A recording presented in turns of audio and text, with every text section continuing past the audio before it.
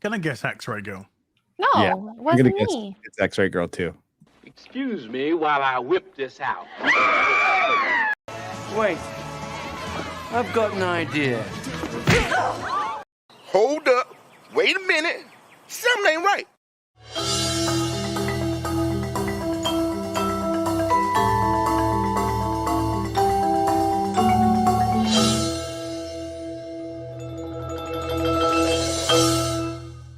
The following program is rated TV MAL. It contains strong language and is intended only for mature audiences.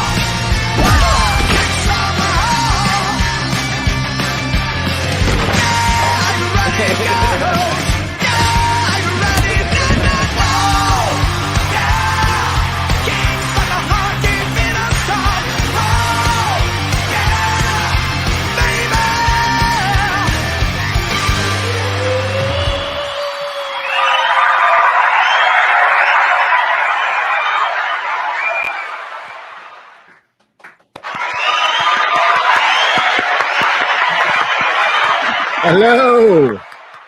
Only 11 minutes late. Progress, not perfection, ladies and gentlemen. Yeah. That's right. What a week. Oh my God. Oh, it has been like Christmas, my birthday, all wrapped into one. It's been just one gift after another from the content gods, and we thank them. We thank them. Thank you.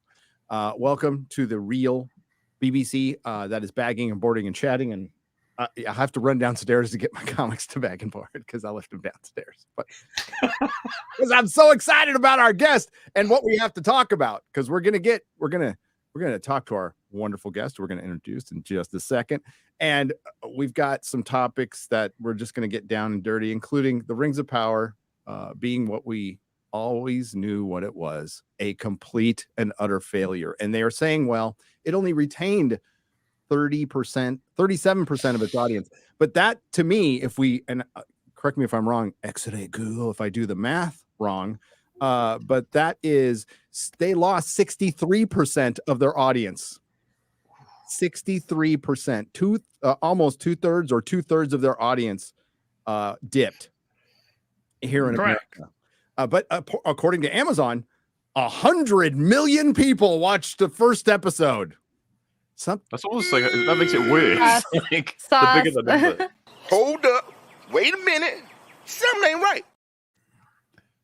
Going to be using that one a lot today. So how many people watched The Boys then? More. Because it beat it in the streaming. 2 billion people watched The Boys. Oh my, well, 10.5 billion minutes. To Amazon's Rings of Power's 9.5 billion minutes. Still waiting for the call for my cameo in The Boys, which I'll say no, but I'm still waiting for the call. Az you made it. I did. You made it. I had to bypass the compressor to be on today's episode because Virgin is which is my ISP, has kind of done a little bit of a whoopsie doopsie here for the last day or so, so I can access certain websites. I can't access Twitter. I can't access bloody Virgin Media. So I've had to do a little bit of well, no, not really. Yeah, but it is when that's where the rooms are that give you the links to stuff. So I've had to do a little bit of jiggery pokery and back end onto some googly shit to get here tonight. Oh yeah, there's the Blue Beetle trailer. I already forgot about it. To be honest with you, I would rather the Iron Spider. I'd rather we just bet all what the box office will be for Blue Beetle. Okay, £5. So we will put down bets on what the box office is. All right. Sweet. What's that face for us? What does that mean? It's my let's do a film where we nick Iron Man, Spider-Man. Who else? There was other stuff that being nicked. Shazam, Shang-Chi, believe it or not, they're nicking a little bit of that as well. It looked like a CW show, and then the Batman is Batman's a fascist at the end. Just made me want to. Oh, I can't wait to. It made me burn down a electrical box on the Rings of Power set. A certain Batman artist about that. MauLer. Hello. Hello, long man. Thank you for taking a break from Resident Evil 4 to spend some time with me. I've maxed out that game. There's nothing else I can do on it. So I need to do something else now. Like catching up on some Doctor Who. Where's the Ada Wong story? Oh, I'm sure they'll add it separate ways. Okay. Apparently, there's rumors that it's actually in the game, just waiting to be unlocked. So Okay. Yeah. When good games come out, I lose all my friends. Yep. That's okay. That's okay. You've been invited to new games. You don't come to them. It's not an addiction. I work. I know. Some of our work is different. Okay. You get to play a really fun game and have a good time with your harem of women. And I get to watch. I go into a different chat room now away from Mandalorian. As runs away. I leave them in a room of their own. I go into my room. QBG logged on. He just went into my room and just went, I feel you, bro. This is real Gary, life. It's I like played the the game and movie had Women to- Talking. I had to watch Mando and play the game. Okay. Okay, so you had good and bad. So that's why now I'm glad we're pushing our Doctor Who list to next week, so I can I already got my list together, but we're gonna. I have entered a problem. I have more than I can 10 rattle on one the off list. on top of my head. Well, Okay. I've done a little bit of cheating because 2-parters, 3-parters. I've done that as That's well, one yeah. episode. So yeah. Have we told people that's the plan? They can get hyped for that if they want. Yeah, that'll be next week. But I got a bit of rewatching to do. I think I'm gonna rewatch the entire New Who up to the 50th anniversary after watching Mandalorian for 2 days. And honestly, I was gonna release my video today, and I still might. I was just thinking that the Trump arrest is gonna take all the oxygen out of the room for everything, but maybe people want a break from it or something like that. Watch me roast the Mandalorian for 16 minutes. So it's ready to go. The latest one I rewatched, by the way, is Girl in the Fireplace, and I was like, "Damn, that episode is better than I remembered." And Oh, it's and really. And she's based. What's the actress's name again? Yeah, she's good. She's cool. She got cancelled recently and then uncancelled. Yeah. Anyway, hi, hi, MauLer. Hi. Glad you're here. And then we have our producer. Excellent. Good. Hello. I'm excited for today. I got to chat a little bit with Kelley before the show. And as you guys know, I'm a normie and learning a lot. And I'm excited to pick his brain and see what he thinks about all of this world. A quote comes to mind. It was the best of times. It was the worst of times. A tale of two cities. Tale of two shitties. Yeah. I will have to read that. Yeah. There you go. Well, at least you've read a book, X-Ray Girl, and we appreciate it. Read and do math. It's yes. Yeah. Cool. I read funny books. Is that all right? Yes. Same here. Same here. Speaking of funny books, we have another comic book legend joining us today, ladies and gentlemen. And I got to thank, Mrs. Jones and Mrs. Nerdrotic for chit-chatting and making this happen. So thank you. But this is the artist, award-winning artist when Eisner's used to mean something for Sandman, a classic Batman artist, did Batman and Dracula Red Rain, which I absolutely loved. It started on Micronauts. Yes, the good old Micronauts, man. That was when I was a wee little lad. I have some Ditko art from that, by the way. What'd you just call me? A dick. A dick. The legendary Kelley Jones, ladies and gentlemen. legendary. Thanks for being here, Kelley. Thank you. It's a pleasure. I'm really happy to be here. Yeah, and he's willing to get down and dirty with us on these topics. So, Sure. which we'll get to. We'll get to, but I think it's good. Maybe tell some of the fine folks about yourself, Kelley. What got you into comics? I would say when I was a real small child, I love to draw anyway, but I didn't know comic books. It was the Marvel 66 cartoon show that came on. And I became fascinated by it. And I was very small. And then around that same time, my brother came home from school, and they used to give comic books out, or they would let you read comics if you finished your assignment early in class. So at the end of the term, they just gave them and came home with them. And Jack Kirby was in those cartoons, and Jack Kirby was in those comics. So it was Jack Kirby that got me really wound up. And then I saw Swamp Thing #2, and that made me a fan of, I mean, just from a comic book fan to a fan of the people doing it.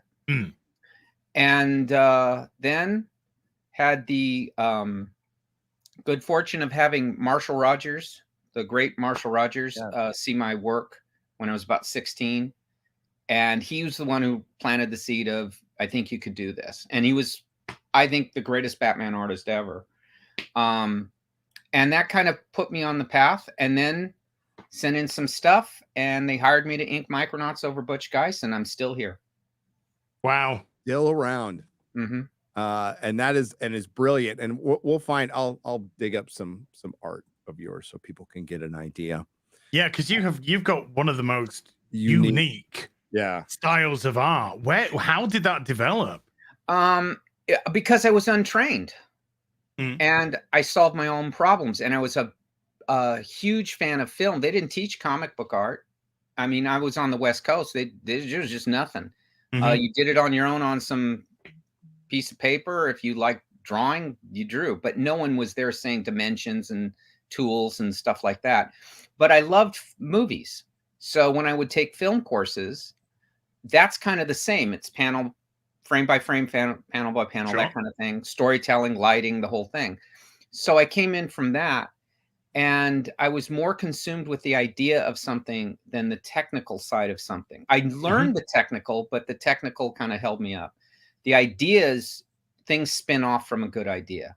And when I finally got to show that with Dead Man, I didn't ask, can I do this? I just figured I've got to do this. And if they fire me, so be it.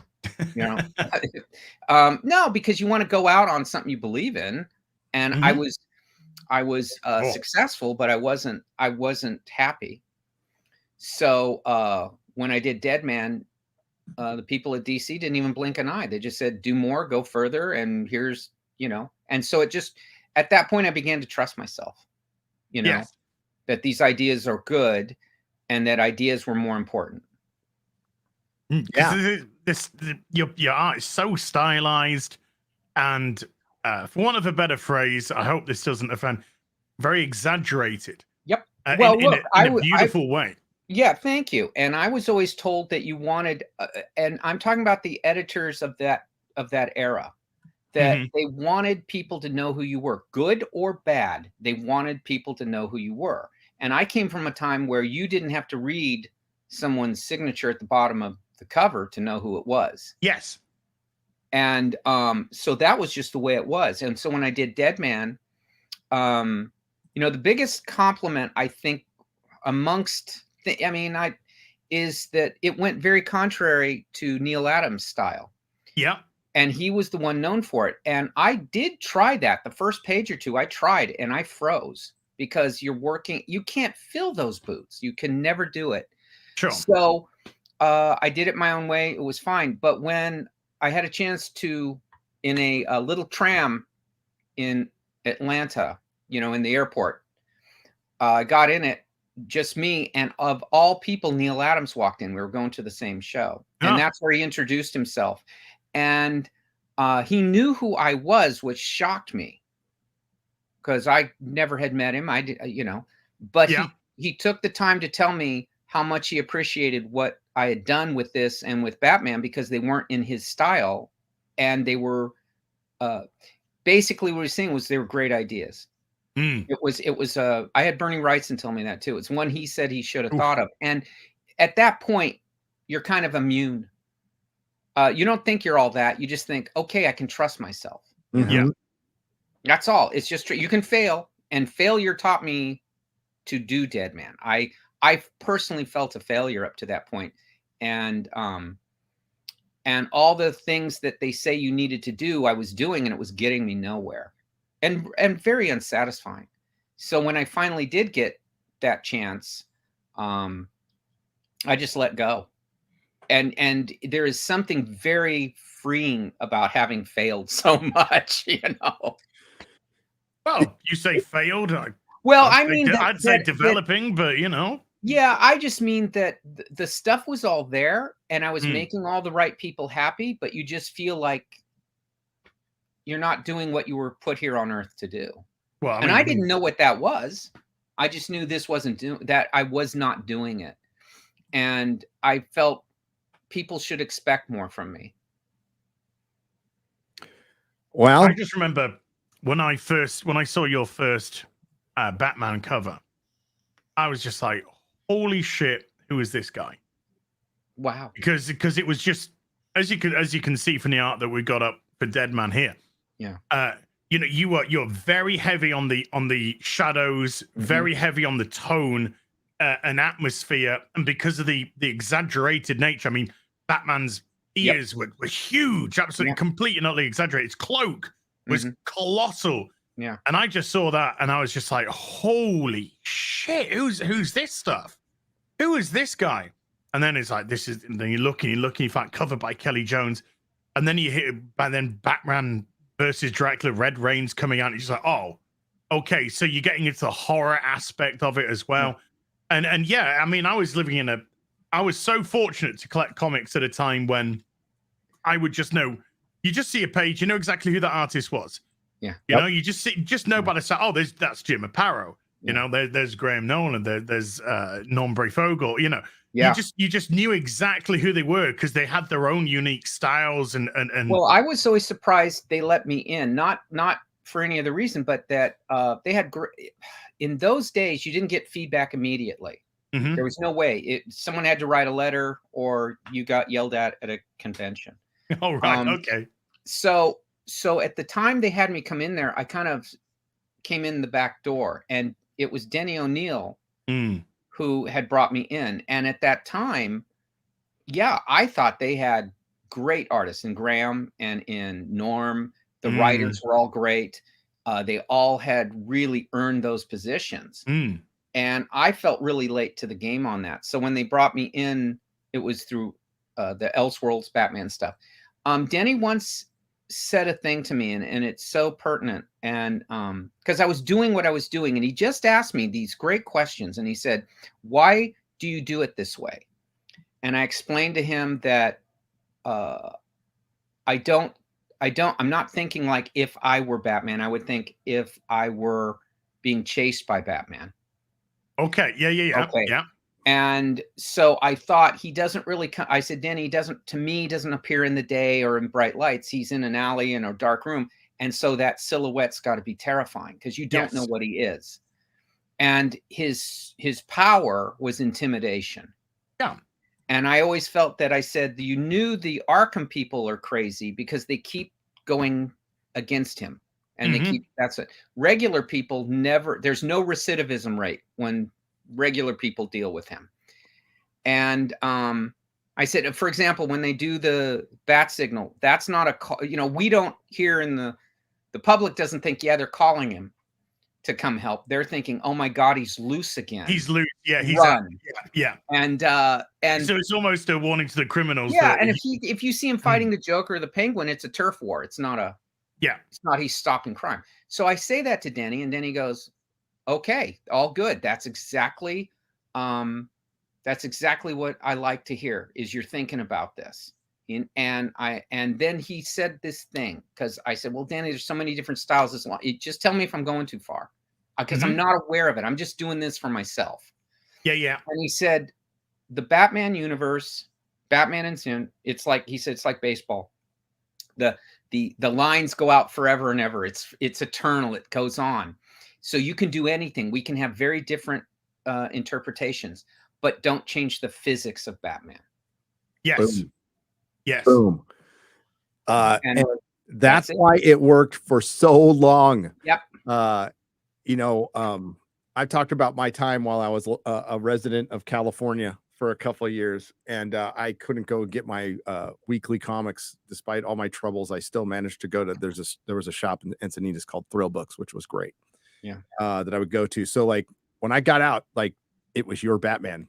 And I'm like, wow. Whoa. Wow. Times have changed. Yes. And I freaking loved it. Well, I loved thank it. you. I remember Doug Mensch telling me that if I were to take this assignment, because we were doing specials and hardcovers and all that kind of stuff, and he really didn't want me to do the monthly. He thought we could do whatever, but I had it explained to me that you could only prove yourself as a comic book artist. That's what I wanted to be, not an illustrator, not a fine artist. I wanted to be a comic book artist.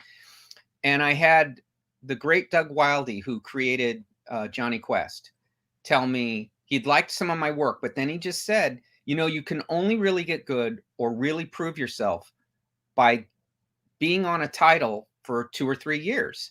And then you judge yourself by the end of each year, not the first one you do, but by the end. And you'll learn to draw because you'll have fear and terror to make a deadline do it.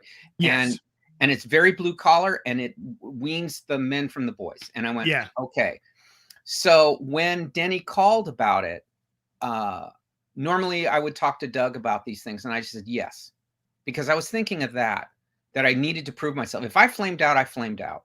If I couldn't keep up with this, okay. And that was the best course in drawing ever, because you have no safety nets. That you have to be done by the end of the month, and you have to get on to the next. Are you sick? Screw it. House burned down? Screw it. Hurricane coming? Screw it. You have to, because the retailers are counting on you to be on time because of their order. I was explained all this stuff. Marketing would come in and say, we've done all this stuff. So you were carrying a lot more on your back than just yourself. Your inkers and your letters and color, they all depended on you for their income. So there's a lot more. You've lost me, Kelley. What industry are we talking about? This is very it's all gone. It's that industry doesn't exist anymore, man. Kelly, I was told you weren't in the customer service industry. Kelly. You're not. The comic shops are our customer. Okay. The marketing people had personal relationships with individual store owners then. I mean, you could call them up and get what you needed and whatever. But I went under that because, I mean, when you get into that position, a lot of people call that the Wild West, because everything you saw so much stuff happening. Well, it was that because since you had to carry all that on your back, they left you alone. Just get the work done. And Denny would always tell me, do not worry about what you do. I'm here to sell it. I'm here. I'll make that happen. You just turn me in good work. Yeah. There you go. And that was it. And that's why you had Chuck be different from Doug, be different from Alan. Yes. And all be great. I think as we have seen and we see now, you can tell. You can't tell when you're in a golden age, but you sure know when they're over. When you're out. Yeah. Because I mean, I was, spoiled rotten. You don't realize it, but I was spoiled rotten. I was picking up Alan Grant Batman. I was picking up Chuck Dixon Detective. Then you got Doug Mensch, who was also in there as well. Yeah. I thought he did tremendous stuff. All that writing was just absolutely sublime. And then you're backed up by Jim Aparo. You're backed up by Graham Nolan. You're backed up by Norm Brayfogle. When you're in a great office, you would think you'd be competitive, and it isn't. When you're in a great office, you got to keep up. And so they would send me the make readies of the other guys' stuff, so I could essentially cover wise. That's what they used to do, and they would send me the make readies, and those were just little Xeroxed copies then. And they put them in a FedEx and send it so you could see what the issues were. And they were in black and white. Yeah. So I used to tell Graham, man, I would lose an afternoon when those would come, because I would just sit and marvel at it as a fan. Yes.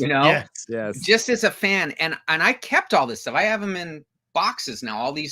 All this stuff is long gone now. The way they do it. but it would motivate you. Boy, I've got to keep going. I got to be better. I got to do my thing. And that's a good place to be. It's like being on a good lineup on a good team. You know, you have got to carry your weight. And when it's your turn to perform, don't screw up. And I don't think guys now have that fear and that terror. And Denny could fire you if you screwed up. Editor, if I were to solve comics, I would give editors the power again. That they don't have to answer to someone higher. They don't have. Denny was the guy. All Batman stuff in all media stopped at his desk. Was this okay or was this not? So when I begged to do Mr. Freeze, because he did not want Mr. Freeze. Yeah.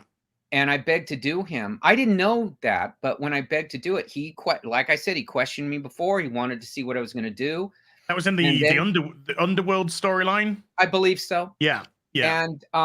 And so I did this one shot with him, but Denny was great. It was like, okay, I'm going to let you do this. It's not the 2-parter you want, it's the 1-parter. And you don't get to ask me anything more for a year. I went, okay, that's fair enough. Fair enough. I remember the cover. I mean, Underworld Unleashed. It's sort of ingrained in me because that Mr. Freeze was just so it's just again, it's like you've literally just put a light right on above him, and it's just like zoom. You got these incredible dark shadows on the face, which accentuate. I hated being cold, so I thought he was a good villain. Yeah. And I wanted him to be a lot more threatening. And I figured since, you just start thinking, it's the idea. Again, it's the idea. I wasn't thinking the armor and all that stuff. It just, he's in a different environment and it's got to be frightening to us. Yeah, he's emotionally cold. That's one of the beautiful things about Victor Freeze is he's not just a physical villain that does cold. He's emotionally cold. Yeah. He seems to have detached himself from that with Nora Freeze and everything that's gone on with Nora. And so you have this person that you just feel you can't reason with. Yeah, you can't make a connection with them on an emotional level because there's no emotion to be had there. There isn't. And it is a great symbolic thing that he freezes people. Yeah. I always thought it was funny because later on whatever anyone thinks of the film, they use that kind of idea for the film. And Sub-Zero. the one with Arnold Schwarzenegger. I can't remember. Batman and Robin one. There you go. I heard you. Wait, that was essentially before the filmmakers saw that issue. They were going to have Patrick Stewart be in the kind of the animated thing. Once they saw that, they fired Patrick Stewart and cast Arnold Schwarzenegger. Wow. So at that point I felt, he always owed me something. He does, at least for the memes. Like we all do. Because the memes are spectacular. They are. They are. Oh, that movie got it so wrong. Hey, Freeze, I'm Batman. Oh. Yeah. Speaking of which, though, in 2 days' time on Thursday, my collector's 4K of Batman and Robin's arriving. Just so it can go in my 4K Batman collector's collection because they've done weirdly enough they've released Batman Returns, now they're releasing Batman Forever. Batman and Robin, and then Batman Forever is coming out next month because that makes sense. That totally makes sense. Of course it does. But yeah, I mean, I just because you started when I was reading Batman and you were the cover artist of Batman, not tech. You're cover artist of Batman. And I just saw these, these incredible covers going into Nightfall because you're putting on these we've got this cracking story, and it's just being hammered by these absolutely intense covers where we're seeing the villain of the sort of was villain of the storyline breaking into Nightfall, and we've seen these incredible takes on them, your Joker, Scarecrow, all that kind of stuff. Then we've got Victor Zsasz as well.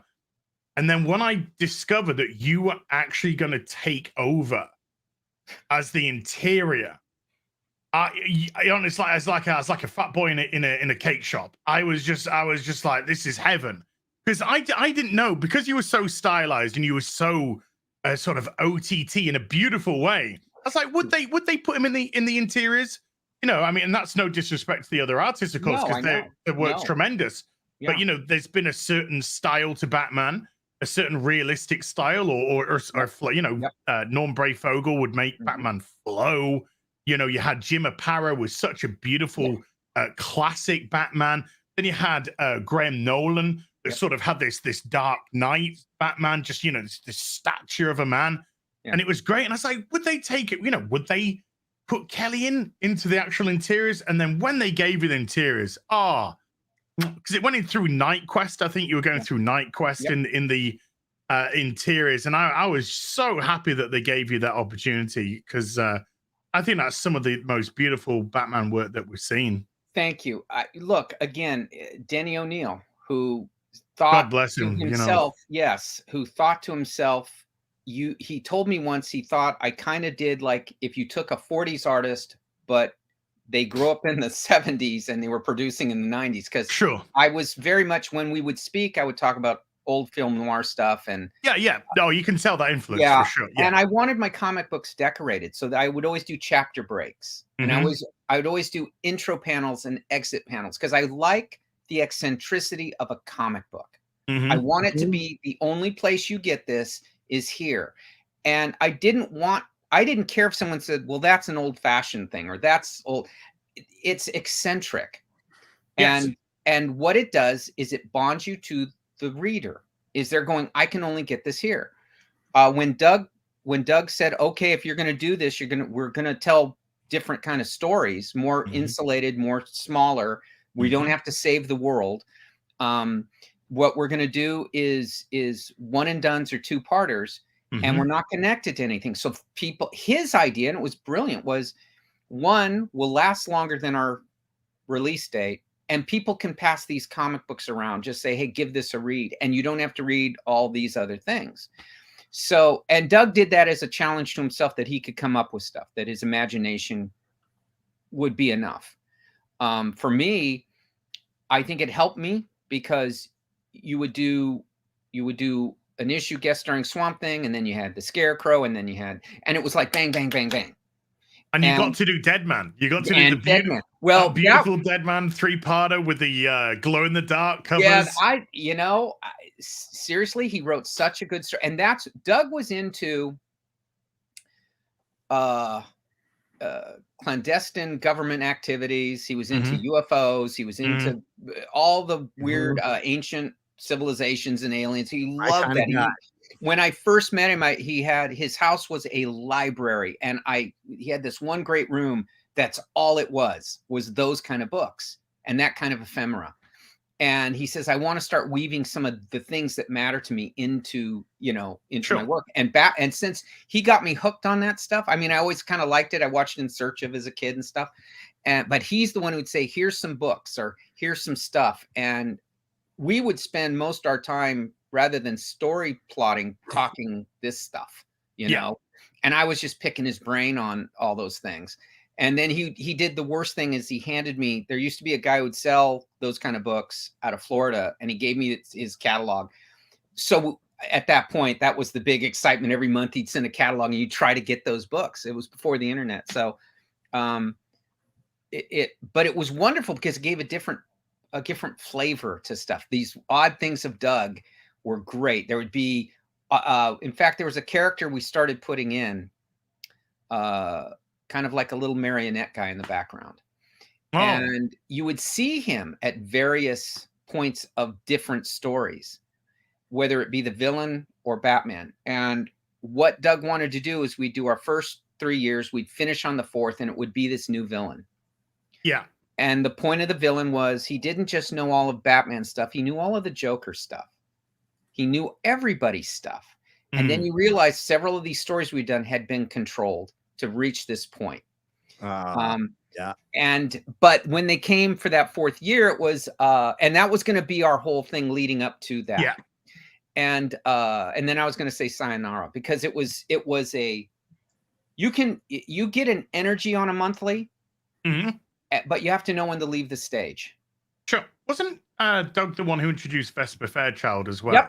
Yep. And into the mix. And Doug wanted to, he that was Doug's more separating. In this little world of Batman, we're going to have all these kind of things going on. Because he really felt he could take advantage of that with me. Since I was so what I was, he felt, okay, then that's what we're going to do. It's very good that those stories, in my opinion, I mean, I didn't look at them until they reprinted them in about 10 years ago. And when you look back on old stuff, generally you wince or you say, oh, I could have it over again. I found myself actually crediting both Denny and Doug for saying, no, this is going to stand because this is what it is. This will, you won't be embarrassed is what they always used to tell me. You won't look, because you're not following a trend and you're not following anything conventional. You're just going where you want to go. And this seems to be all in your head, Kelley. That's what it seems to be.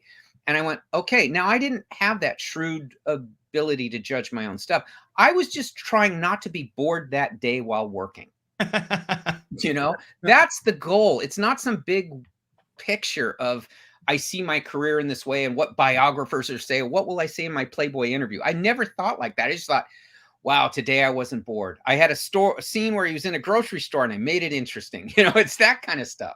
It's never the big picture. True. And they probably saw it because they had that. Doug wrote Master Kung Fu, for Christ's sakes. It influenced Alan Moore. And Denny did what Denny did with Batman and everything. So they knew what they already had that happen to them. But I didn't. So I'm just sitting there and happy to get the page done that day and one I was happy with and I wasn't bored. Kelley, I can say with absolute honesty, reading one of your comics, well, obviously you're watching your artwork in the comics, but reading one of your comics, never ever did I get the sense that you were bored while doing it. Yeah, I was just reading. I was literally on a thrill ride. You were reading when you were looking at Kelley Jones' art. You weren't just reading a comic. You were having an experience. Because it was so just crazy in a brilliant way, you know. Well, no, that was the point, was to make it different. Not in like I'm going to be different for different sake, but not be afraid to be myself there. Yeah, a lot of people don't like doing that because they're afraid they're going to get criticized. They're afraid they're going to have something negative. But again, I had it said to me that you want whatever the criticism is you're going to get as an artist or a writer or anything. You want it to go both ways, right? And you also want it to be that the people who love you or the people who hate you, it's the same reason. Your ears are too long. I hate it. I love it. The ears are too long. Yes, yeah. Right? It's the same thing. And that was the trick, was that way you knew you were making it. Yep. Because people knew who you were. And I think more than most artists, I have more people saying, I didn't like what you did, and now I love what you did. Yours became the way I saw it because it was so different. But why they say that is I was authentic and I was sincere and I wasn't gaming them. I was just doing it the way I saw it. And as they go through that, they realize he's telling his truth in this. And he's taking this seriously. And I'm not trying to be cool. I'm just trying to do Batman as best I can and not do him like you've seen him 1,000 times before. And that's really all you can do. Yeah, they still have me doing covers for Batman after all these years. You know, that's awesome. No, it was such a nightmare world. It is, and I don't expect them to do that. But what has happened is they still work. You know. Yeah. I don't know what goes on in the books. They just say, you know, when I first got hired to do the covers for Nightfall, I didn't know what was going on. And the stories, they were trying to put them all together. So they would just say, Batman with a lot of villains, or Batman's in a sewer. We think this is going on because they were trying to put the books together. You have to get the covers way ahead for solicitation. Yeah. So a lot of these things weren't even resolved yet. So I was guessing a lot of the times early on until they got it codified. Yeah. Nothing is because we all planned it. You know, it's like, Kelley, we need the covers. The other guy couldn't do it. You just turned in some stuff. You have some time in your schedule. Can you do one? And I said, sure, I can do that. They liked it, and the fan response was very good. They don't come out and lie to you. They come out and tell you, hey, the fan response was good. Oh yeah. Do you At want to least do they another one? did- And I they said, did okay, it. I can do another one. And then it turned into, you want to do Detective and Batman, we'll put them together. Maybe it's, so it grew with as it went. It wasn't like, we'll get this guy will do this. It wasn't. They would see something and they would like it. I think Chuck once said accurately that people started getting irritated with Azrael and they wanted Batman back. So they shortened what they were doing. But that's how quick you have to be to pivot. I think Graham was getting frustrated with the Azrael drawing. Well, I was gonna ask you, what was it like to draw Azrael Batman? Because Graham hated it. I have to say, the design was very clunky in terms of how do you make him have drama in him. Yes. Yeah. Okay. So I cheated one time. I just got so tired of it. They did a cover for issue 506 of Batman. And I remember I just said, well, I'm going to this is one of the times I'll take advantage of making his cape wonky. And I just swirled it around him and punched him over and made him almost a silhouette. The funny part is, years later, they put out great Batman covers of Batman, and they used that one, not knowing it was Azrael. That's awesome. That is brilliant. But what you're hearing here, MauLer and everybody, is the creative process, the actual creative process and how it used to work. And yeah, there used to be structure and it used to be hard, and yeah, they brought their lunch pails to work. They were blue collar. And that's why a lot of fans could really connect with comic book artists back then. And like, I could tell, when I was delivering parts, that was one of my first jobs when I got out. I was delivering auto parts. I kind of loved the job. It was awesome. I got to listen to the radio all day, but I could not wait for New Comic Book Day. That was like that's what I lived for so long, was New Comic Book Day. Yeah, me and too. I get my, I had a budget, so I could get like 10 books at a time, and they'd be read by that evening. Sometimes it'd be in the parking lot at work before I left, because I'd go get them in my work truck. And and you were part of that. That was so cool. And what I said earlier, like opening up your version of Batman really spoke to me, because and I might be wrong, this is just my interpretation, that I've always interpreted Batman that I've read from Denny O'Neil all the way up, which is just one of the most solid runs of comic books ever that will never be equaled. I agree. It is a nightmare world, and you have a guy fighting against the nightmare, and every movie tries to ground Batman, not except for the Joel Schumacher ones, but they try to ground Batman into this like realistic thing that he's not. No, he doesn't have powers. But he is in a fantasy nightmare world, fighting against these insane people all the time and not killing them. And it's beautiful. This is why comic books is a perfect medium, because they can't. I mean, Marvel got close, and a couple people have gotten close in adaptations in films, including Sin City. I think that's one of the best comic book adaptations I've ever seen. But you really can't. You can't, because within the medium, you can play with different genres, and Batman's mostly noir, but I mean, that's not what he's always been. It depends. And you made it horror. Like that was the cool part. That was the absolute cool part. It was one time, it wasn't something ever used before. So you always look for, well, let me try something no one's done before. Look, the shadow of Neil Adams was long and dark, and everything. And so at that point, and wonderful. I love Neil Adams' Batman. I worship it. But when you come to that position, you realize you can't do that, or you just come off like a knockoff or a second washed out. So I came to it thinking, all right, Neil is number one. That's the way it's going to be. I'm fine with that.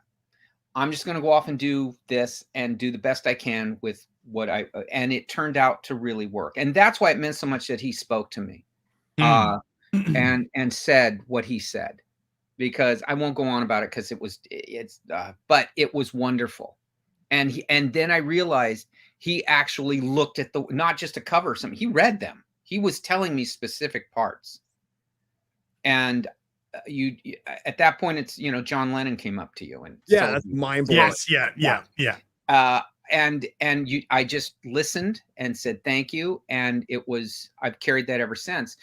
By the time I met him, I was done with the run, and I had done all those things. I was on to other stuff, and And you try not to think about that. I in fact, when they did the books for Deadman and Batman, they put them in these big artist edition things.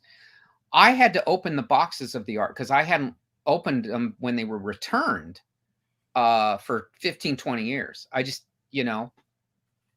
I guess that you hear actors say they wince when they see themselves on screen. It's kind of that way, maybe.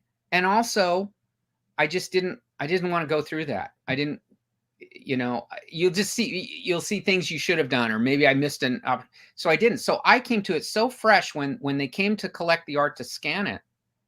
They were stunned. I was opening the boxes when I said, well, here they all are. And we were opening them.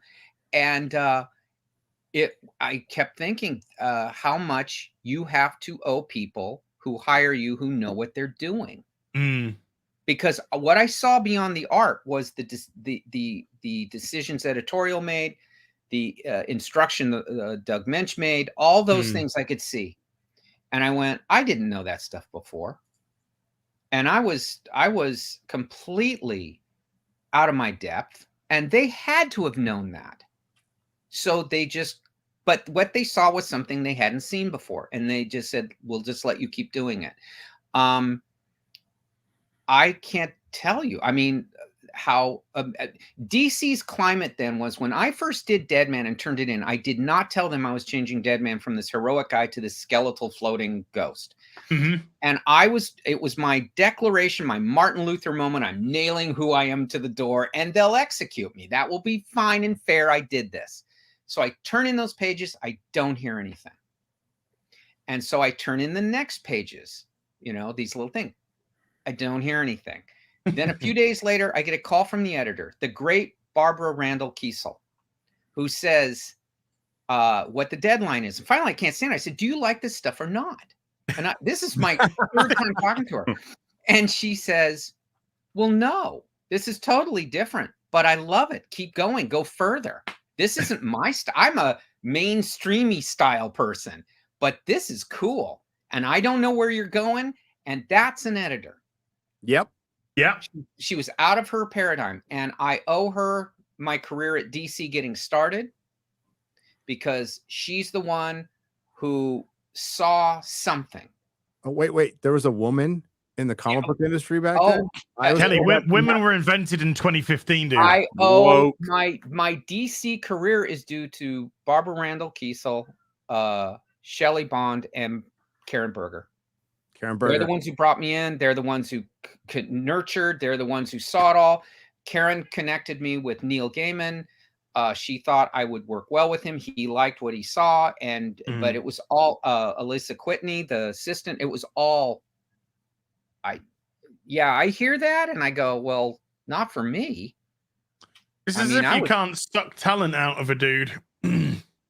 It's for a job. You have to have instincts and trust the actual talent. The great marketing people. Patty Jarris ran marketing. She was a genius. She is the one why a lot of stuff happened. She's the one who get posters made. She's the one who said, hey, let's do this. And she was the one who had direct contact to the stores themselves. She was so innovative and should, if they do plaques to people, I would give her one. Yep. So Kelly, what are your pronouns? I was never good with grammar in school. I never passed, man. I was reading comics inside my English textbook.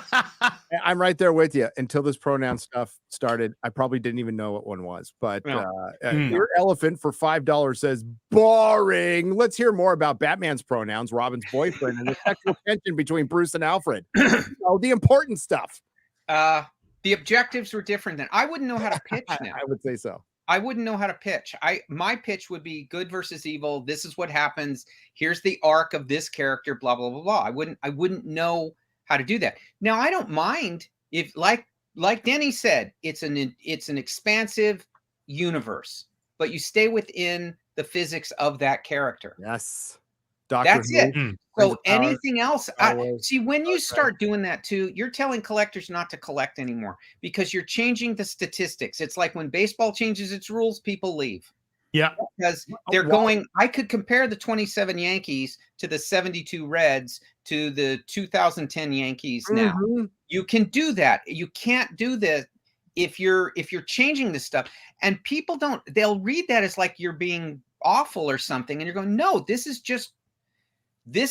the recipe to our continued success is we call back to our ancestors. Yep. And we are talking to them through our work now to present it to our descendants down the road. You're handing off something. You don't want, you can tell when comics go through a phase because they stick out so much. The Image phase stuck out a lot, right? And it went away. But man, there was a time they were telling artists at Marvel and DC, draw this way, because they were being seduced by that and they would see the sales. Luckily, I was completely incompetent on how to do that. So I just kept doing my own thing. So now I don't look dated. I don't look out of... Not at all. No. I could come out with those books now and they'd look fine because they're me. Yeah. Big hero of mine was Stanley Kubrick. If he came out with his movies now, they'd be fine, because it's him. So you go that route. No one's saying exclude. No one's saying anything. Like, I worked with every kind of person there was. No one cared. Because it wasn't a topic of conversation. It wasn't an issue. If you know what, it was boring. If you did. Yeah. Very much so. And the era of razzing each other's over. We used to razz each other constantly. And that's how you knew you were in. If people were sarcastic with you, if people were ribbing you, if they would make fun of you or whatever. All these guys I grew up worshiping gave me nicknames and would do all this. It was great because I was one of the boys, one of the girls, one of the whatevers. Yeah. If I'm not roasting Az by the end of the day, it's a lost day. It is for this stuff. It's a lost day. It is. Poor Az gets it the worst. But we all get no respect around here. We all felt lucky to be there. Yeah. Well, one of the things sorry, go on, MauLer. You go. Just it's been really interesting listening to how the industry functions in so many different ways. One of the ones that just hit me while we've been talking and thinking about it is like, seems like fan reaction was really important for the symbiosis of the work being created. Like, it's a constant feedback. You were saying that you need to be willing and ready to pivot based on what people were doing, how they were taking it, what feedback they had. That seems like the complete opposite today. Well, like almost what fan reaction is. It was first order of business. Again, I keep quoting Danny, but Archie Goodwin used to say it to me too. It's like, make the fan happy. Make the reader happy. What a bizarre concept. What a crazy idea. Honor those before you who did it right. You are mad, Kelley. You are talking crazy right now. I still work. I'm working with Matt Wagner right now on a creator-owned thing. And my whole goal is to make Matt Wagner happy. Not everybody else, just Matt Wagner. He's written it. It's brilliant. I'm lucky to be there. And Matt is he's a genius writer. It's as simple as that. I always describe him as literary pulp. It's completely highbrow, elite, if you want, and it's down and dirty like a Roger Corman film. Yeah. And he's genius, and I'm lucky to be there. And it's because I was still seeking that excitement myself, or that challenge to make that put to paper. But Matt was one of those guys who could do Batman like nobody else. I always make fun. I had the long ears. He had these little nubs. Yeah. But we both loved what each other were doing. And that's how we got to be friends, was we met at a show. And I remember the first thing I went up to him, I said, you are amazing when it comes. I just got to tell you, I love Grendel, I love Mage. I love what you're doing with Batman. And he was giving it back to me. And we always talked about doing something together. So when it finally came to be, it was because no one was utilizing Matt the way they should, and he just wanted to write, and he did. He does for himself. But I can't tell you, when I say not being bored, he never gave me anything like that. And it's so you get that energy. Yeah, I mean, you just feed on that. That's comics. Is You collaborate that way. You feed on the energy. You have basically one audience in your editor.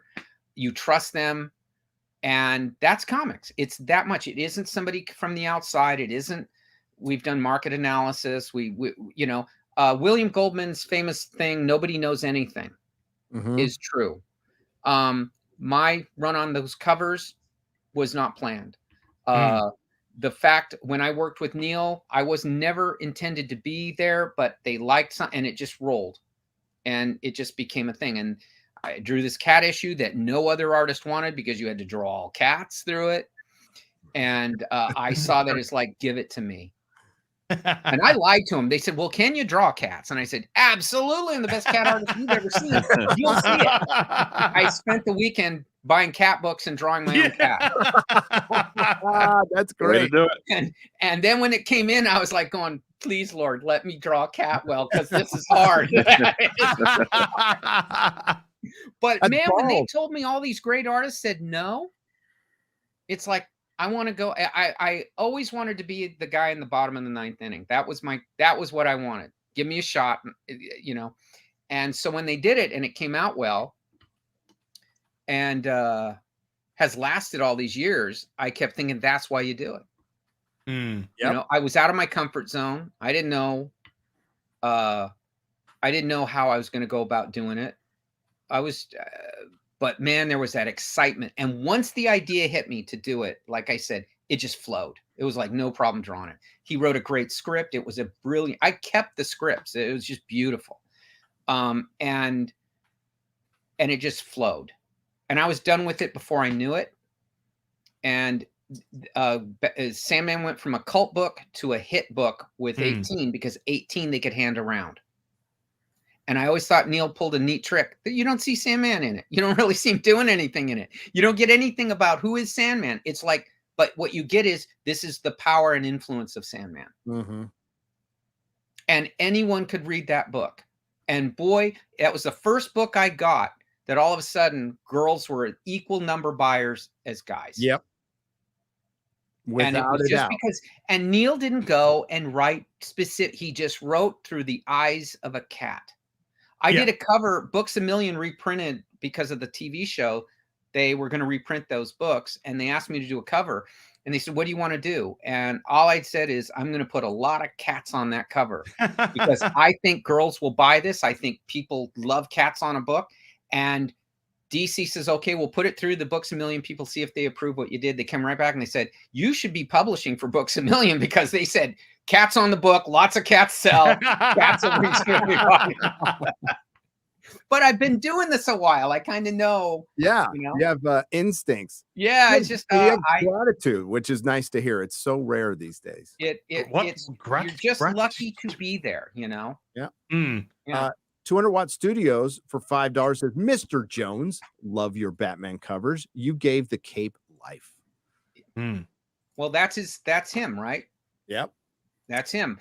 I didn't want Captain America with the cape. I wanted the cape with Bruce in there. Bruce is in there, you know, and it's Bruce. It isn't Batman is a driven, psychologically damaged guy. No, it's Bruce who was so frustrated by the world that he had the means to do something about it. And that's it. I think you'll find that's fascism. Yeah. Well, I always saw him as kind of like Mr. Rochester. I'm used to saying a thing and a thing is done. And that's Bruce, right? Yeah. And it's just if Rochester put on the cape and went out and did stuff.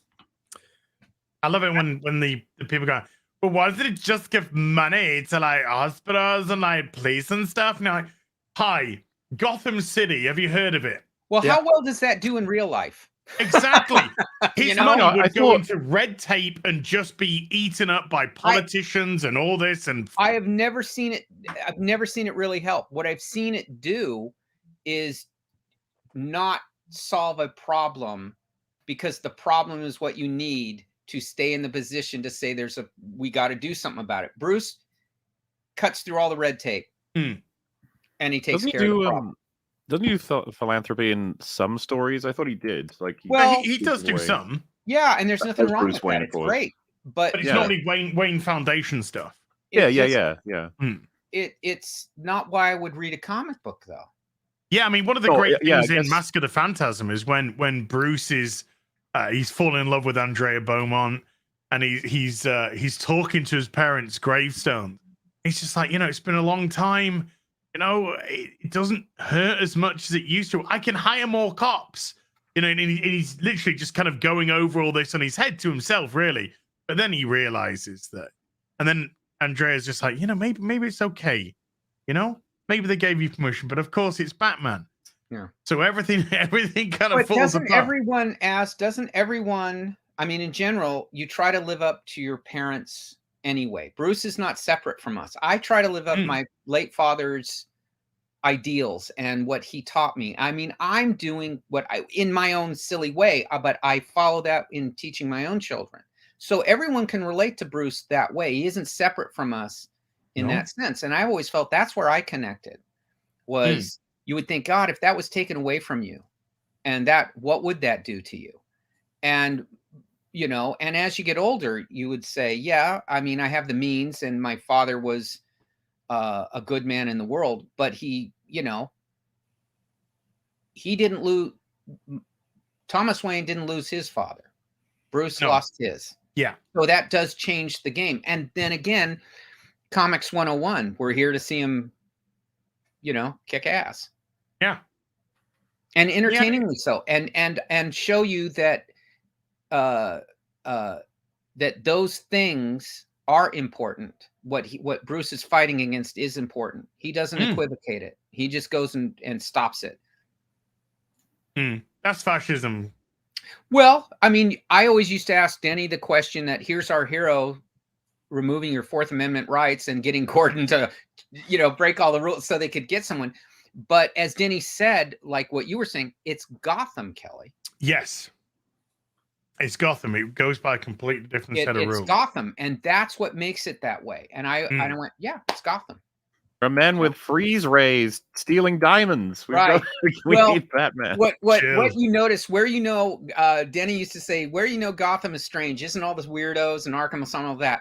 There are no traffic jams in Gotham. You can just get wherever you want to go. So something's wrong with that city. Yeah, there's going to be California soon because there's going to be no one there. You don't see the Batmobile stuck waiting for a light change, No. Although that would probably happen in a comic today. Yeah. It'd just be sat in a traffic jam talking to Robin about his feelings. We used to make fun of it then. Like Doug used to say, well, I think I'm going to do an issue where Batman does his taxes. That's what we're going to do. A whole issue of him figuring out how to do this. Because he would make fun of it.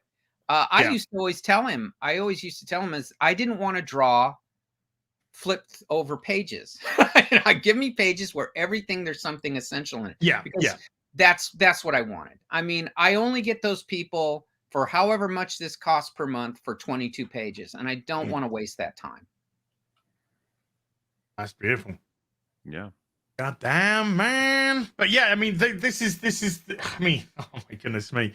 It is literally like talking to a completely different world here. Yeah. This is the world of comics that I fell in love with. This is what you could tell just by reading a comic. It wasn't just our office. Carlin was doing it with Superman. Yeah. Okay. Archie was doing his thing. Karen Berger, everyone was doing their thing. And everyone was doing this kind of work. But you felt the love. You felt that whether it with Alan Grant, whether it be Jim Aparo, whoever was doing the writing, whoever was doing the artwork and set, whoever was doing the editing, you could just tell by reading this comic, these people were invested. They were invested and they love this. And that permeates through, and that just makes it so compelling for you as a reader, because you're reading some unbelievable stuff. Like I always knew when I started to go back, and then you suddenly get to the Jim Starlin stuff, and you're just like, holy shit. Yeah. This is just like insanely great. It is. I mean, and then now it's like, oh my God. Well, let's turn Robin gay, and let's turn this one black, and let's turn this one female. And it's just like, you had a B-level era comics in the 70s where Jim Starlin could flourish, Steve Gerber could flourish, Val Mayer, all these great people could flourish and learn their trade before they went up, right? Sure.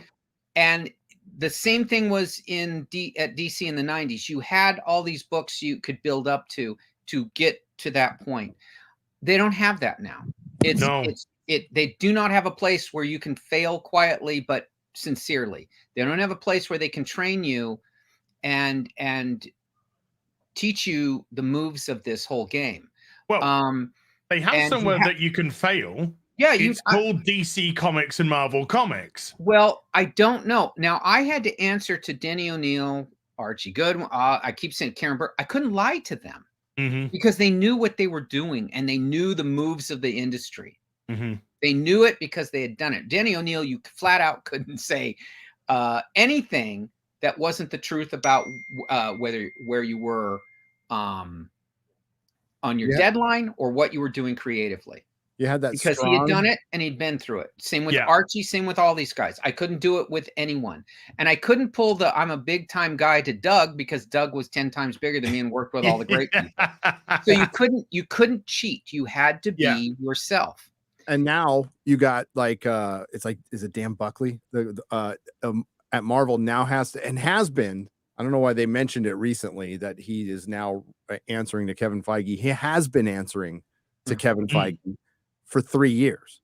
So Kevin Feige has the final say at Marvel Comics now on things. And I doubt it's on everything. They probably only bug him probably once a month or something like that. And that's indicative of the industry. It's also not bringing in enough money.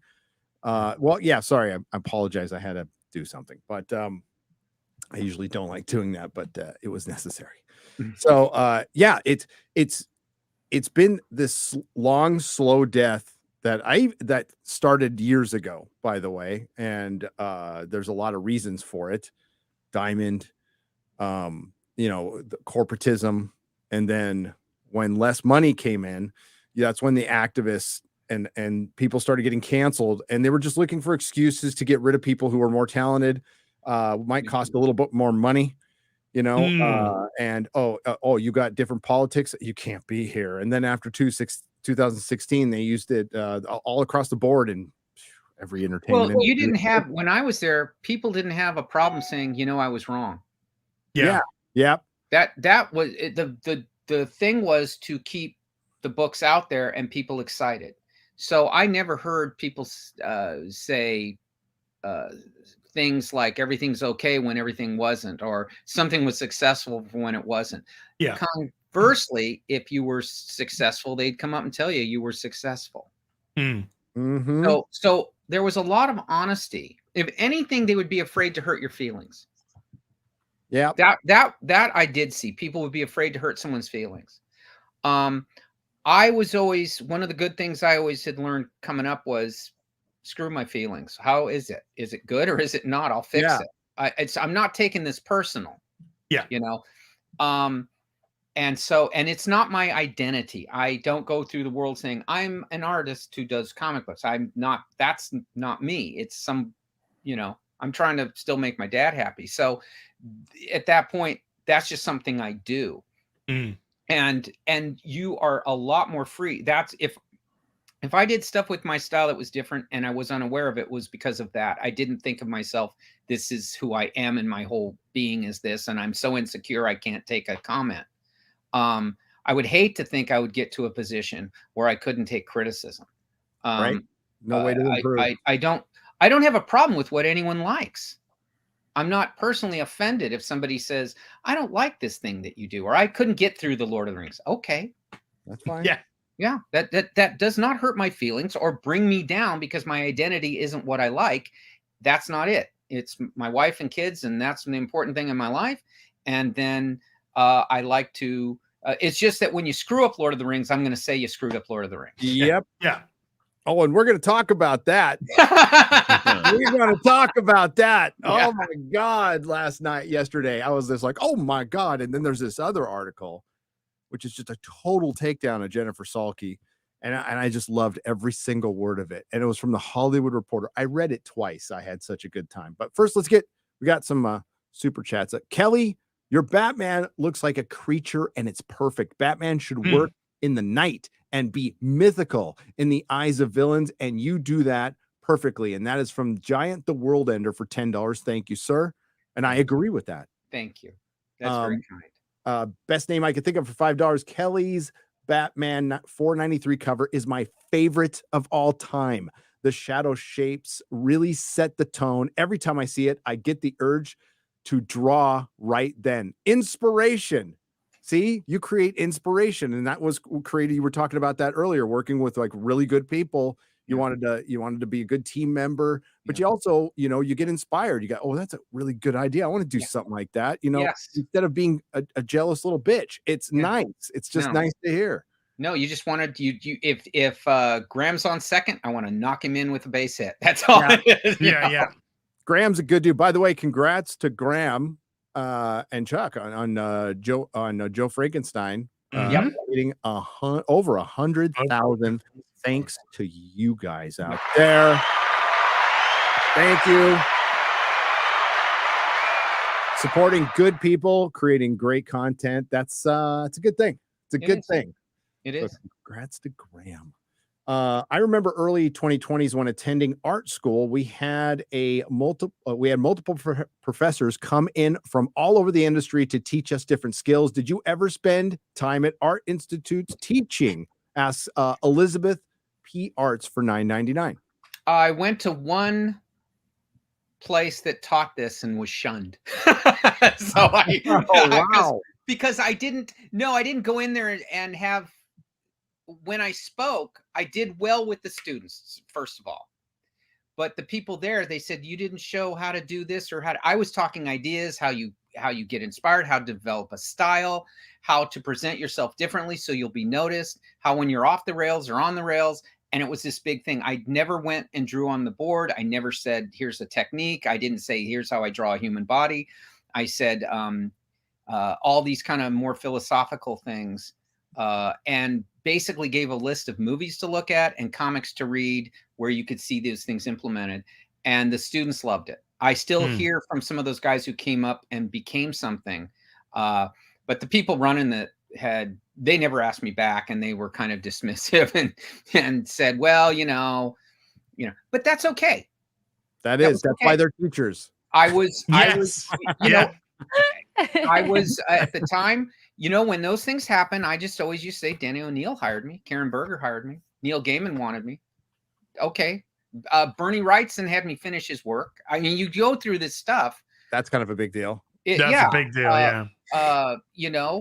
Len Wein told me it was the most fun he'd had in 25 years doing Swamp Thing just before he passed. What a good man he was. Yeah. Love Len Wein. His mantra, every time we would talk, he would finish by saying, and Kelley, remember, this is supposed to be fun, whether you read it or whether you make it. Bang. We're here to have fun. And those people having fun have helped create a billion-dollar industry that could give a fuck about them right now. I think about Len Wein. I saw him at Comic-Con just before he passed, and I met his son. Yeah, and it was sad. It was really sad. He was such a good man. He was a great ambassador for comics, a great writer, a great innovator. I used to tell him this on the phone the whole time, and he would say, "What else am I great at?" And it's like, but it was this enthusiasm. He was not an arrogant bone in his body. He was grateful to be there. And when we were working, I was always so happy to see because he didn't do emails. He said, I want to talk. So he'd call you. And I loved it when it came up because I would spend the first 10, 20, 30 minutes questioning him about his career. I would just geek on him and say, when you did Swamp Thing this, or when you invented Wolverine that, and when you did the X-Men and you hired, and when Alan Moore, I would do that to him. And he'd tell you everything. He loved doing that. If there's a great thing about being in the position I'm in and you get to be a professional, is you get a front row seat with all these people and you can just sit down and they got to answer you because they can't get away. So you you can just talk to them. Yeah. And I do that all the time. I'm a fan first, man. If I get angry, it's not so much I'm a fan of this stuff and they're making me walk away. Yes. That's exactly the nail on the head, Kelly. You know, my love of Batman, my love of comics, and it was the love of Batman comics that took me to Superman, and then Superman took me to, you know, Green Lantern. All the, you know, just took me all over the place, you know, and then into other companies and stuff. Well, And it's it was why comics it's why I'm throwing myself so hard into what I do anymore. I'm going, I'm not the old man saying this is how we did it. I'm saying this is how we do it. Yes. Not how we did it. It's how we do it.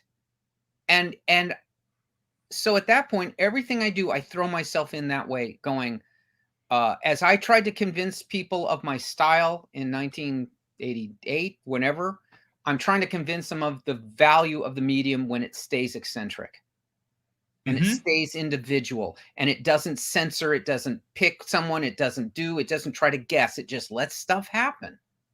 And it either hits or it don't. And it's okay if it doesn't. But right now, they're shooting themselves in the foot over trying to figure out what I'm going to like or anyone's going to like. Let it flow naturally. Amazing things happen. People talk about all the check boxes to do it, but I'm like this. I'm not hiring anyone if they can't do 12 issues in a year for me. Because what will happen positively is an organic energy will come from that collaborative team that by issue 6, some amazing things will happen that we didn't plan on. And that's what happened to me and happened to others. So you got to do 12. I'd like you to do 3 years. Let's get that going. And anyone who can't keep up, we'll put you on something small or you're gone. That's what we were told.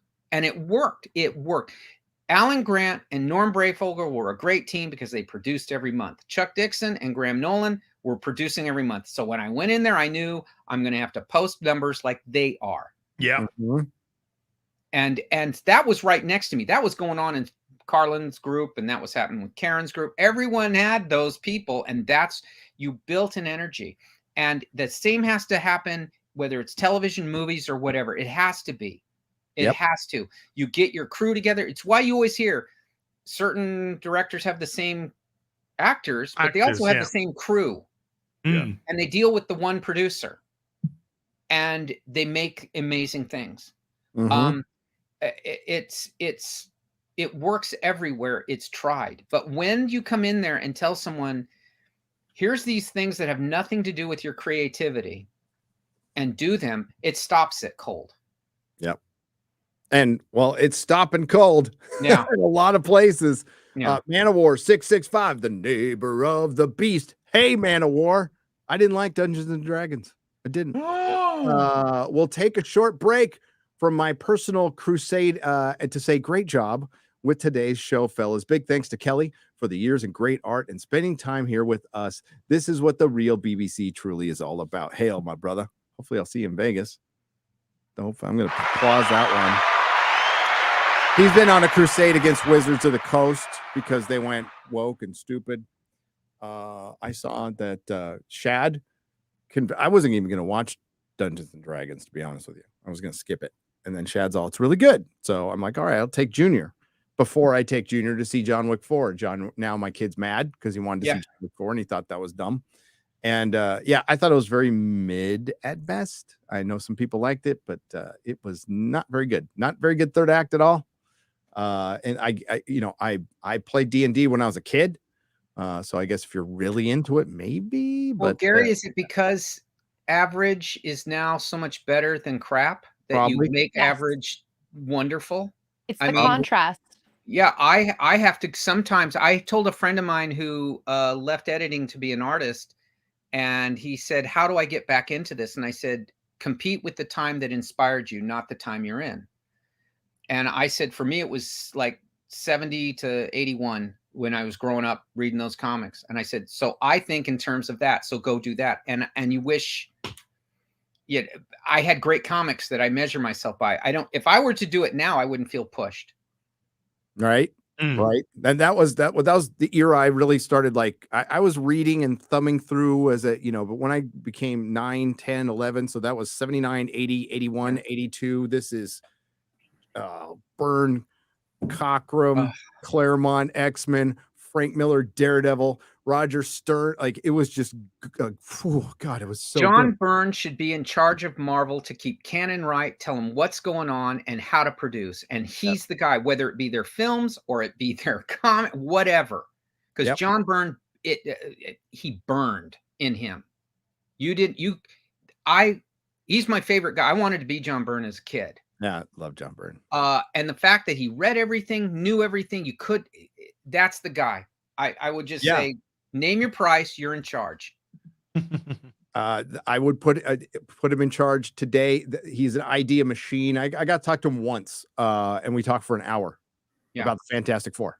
That was it. We just talked about the Fantastic Four. I took a signing. I rarely do them, and I took one because he was going to be there, and they said we'll sit you next to him in this comic book store. And I spent 4 hours driving him nuts with every nerd geek question. and fans would come up and they were fascinated because I had, again, when you get to a certain point, you get to ask those questions, but he was wonderful, and man, he knew his stuff. Best day of my life, man, was him going off like that. Hell yeah. All right. We have to talk about, let's just bring up here. I'll go to Discord. No, I got it. Which one would you like? Let's get the one where it says the Rings of Power was only watched by a third of its audience all the way through. That's my favorite one, but it's a piece of another larger article that is kind of a takedown of Amazon and Jennifer Salke's business style, which I did a video on in December. By the way, we're setting a foundation of what typically happens with TV shows that are either mediocre or even successful, that the viewerships will often go up, not crash down. Not down. That's the opposite way you want to go. That's the opposite way you want to go. If you want to, Grave Master, you pop a lot of articles in here. They being Amazon lied. So As did a video this morning, which I watched beginning to end and gave it a like, by the way. Always do. I watch them all the way through at normal speed and give them a aggression. Well, Kelley, when I watch them, like you're kind of overcompensating there, Gary. What was that? Nothing. Whatever. I got a video coming out this afternoon, maybe tomorrow. I don't know. Might watch it. Might spare some time. Is it in I have to play Resident Evil, you know? Yeah. Oh, Here, I'll find it. I might have just perforated my water bottle. Wow. Really?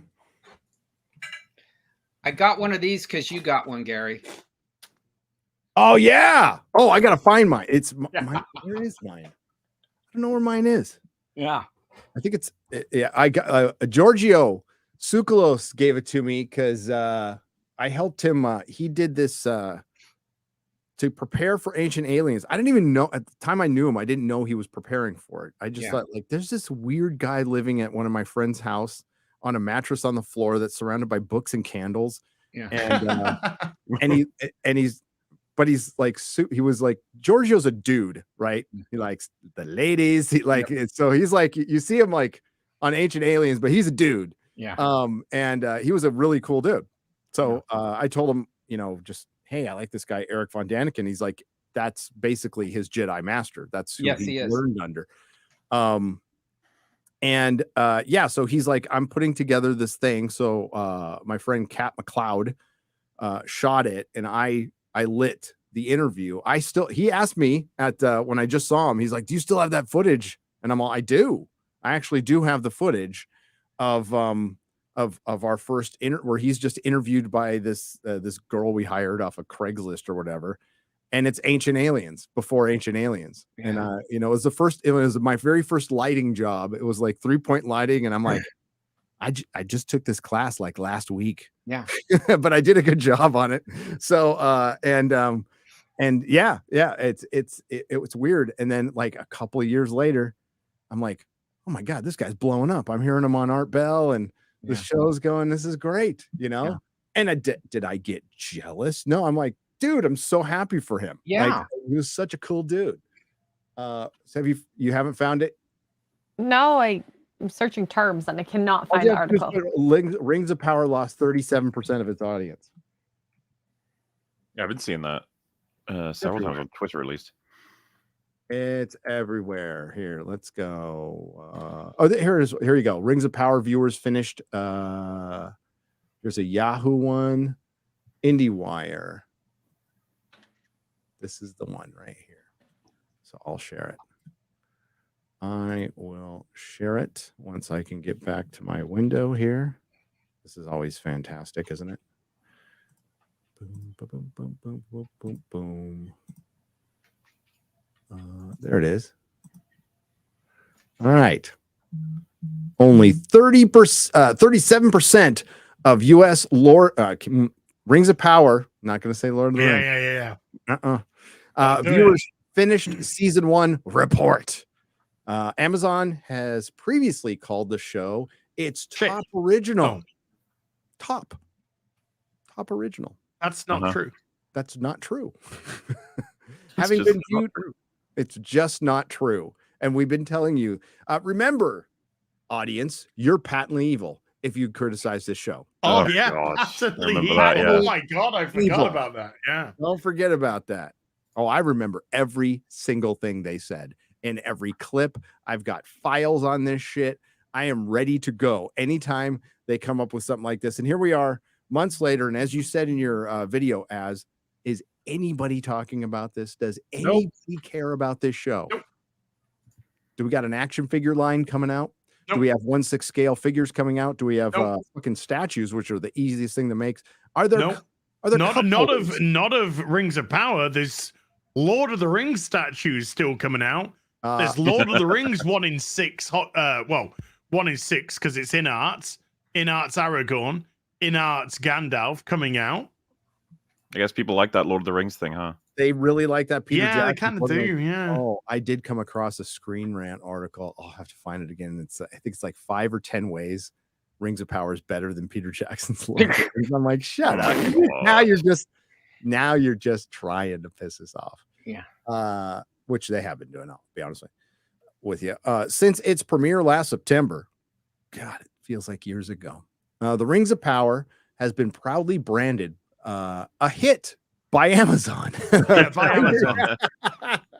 Prime Video proclaimed that the fantasy series premiere day broke records for streaming with 25 million viewers turning in. As of March, Amazon had been calling it their biggest show ever, with over 100 million people watching. They were saying that in October, by the way.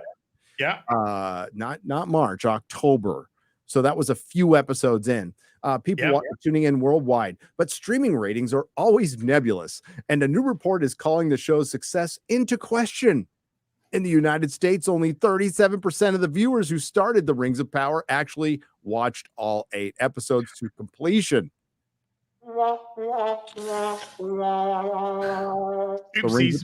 Oopsies. The Rings of Power actually watched. So 30% of the viewers started the Rings of Power actually watched all 8 episodes to completion, according to a new report from the Hollywood Reporter. So it's a report from the Reporter. The number was not shared directly from Amazon. To be completely honest, I actually think that's surprising. Like, if you'd asked me to guess, I think I would have gone lower than that. It's only 8 episodes, though. No, I know. It's just that there's nothing to hook you into that show. Batwoman had a higher audience retention. Damn. Season 1 of Batwoman than Rings of Power does. I think, and that was 20 episodes. People will watch a car wreck, though. Yeah. Oh, yeah. It's not like, and I think a lot of people get on it to make fun. You had people in their house at home watching this, doing MST 3000 while it was going on. Yeah, roasting it. Yeah. It's really boring as well, though. Like, for a lot of normies, it is incredibly boring. And you could see that, like, the dive off after the first 2 episodes, and I'm guessing that 37% was from episode 3 on. That's my guess. The number was the first 2 came out together, didn't they? Yes, they did. And I drove to Waco to watch them. Oh yeah, in like theaters. In the theaters, so I could get a head start on the review. And I spent 2 hours driving back going, motherfucker.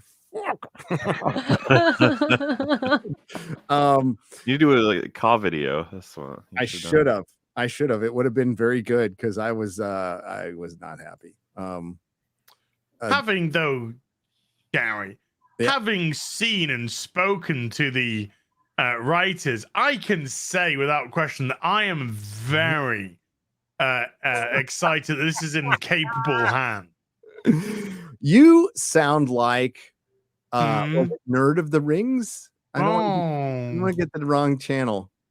And didn't that channel later on give a honest review when all stuff was all said and done? Here's my honest review. I was going to do a video one day of my dishonest review. My dishonest review, yes. This is my dishonest review of Blue Beetle.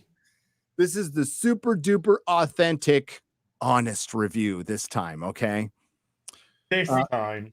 The number was not shared directly from Amazon. This is the best bit. And remember, this is from a Hollywood Reporter article. So this isn't IndieWire is just like writing an article on another article. And it's a bit of a tome. It's a bit of a big article. But it is in there. And what you find out, they say sources, it's sources from Amazon. So it is people who are currently working with Amazon Studios are leaking this information. So that tells you one thing. They don't like Jennifer Salke. Like there is a group of people there who don't like her, who are spilling the beans. But reported well, Jennifer Salke just said that anyone that calls into question the success of the show is wrong. And season 2 is going to be bigger and better. Don't worry, Sulky, we'll be there. Well, it's not going to have more horses. Mop it up. It lost a horse. It read the script and It lost a fucking part of the electrical building. You know? And that is God speaking. Well, maybe it wasn't. Yeah.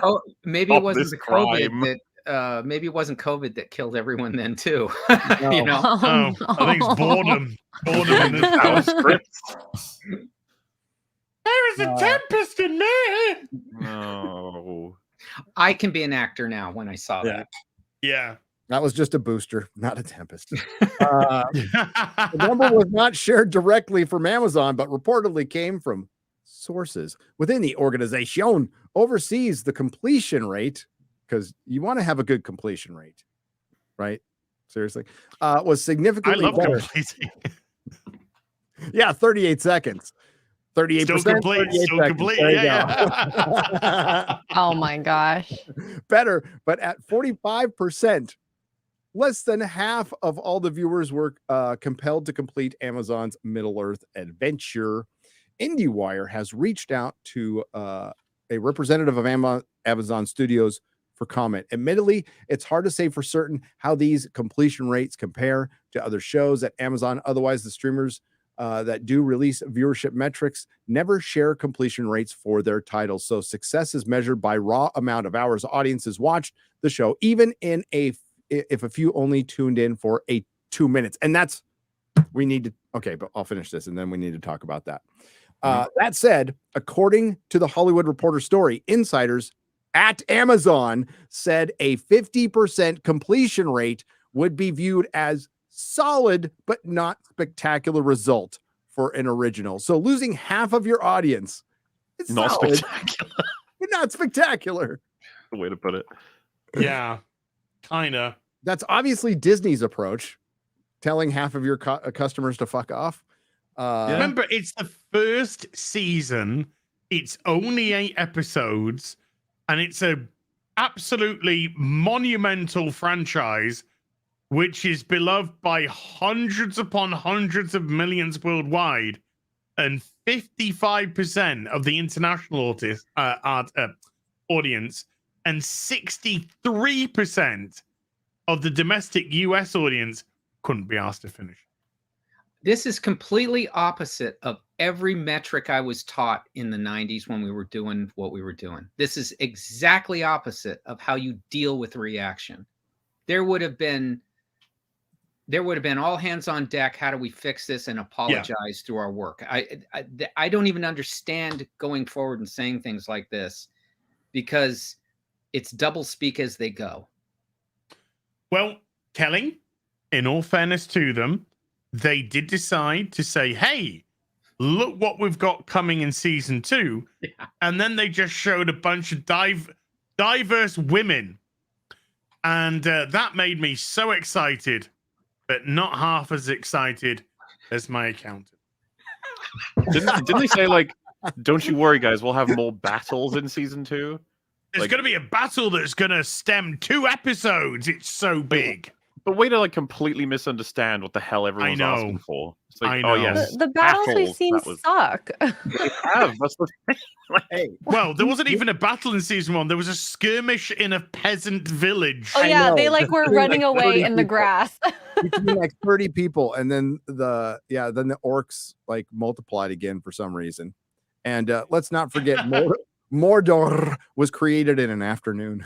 And why was there like no. 90 villagers in a village that had like 5 huts?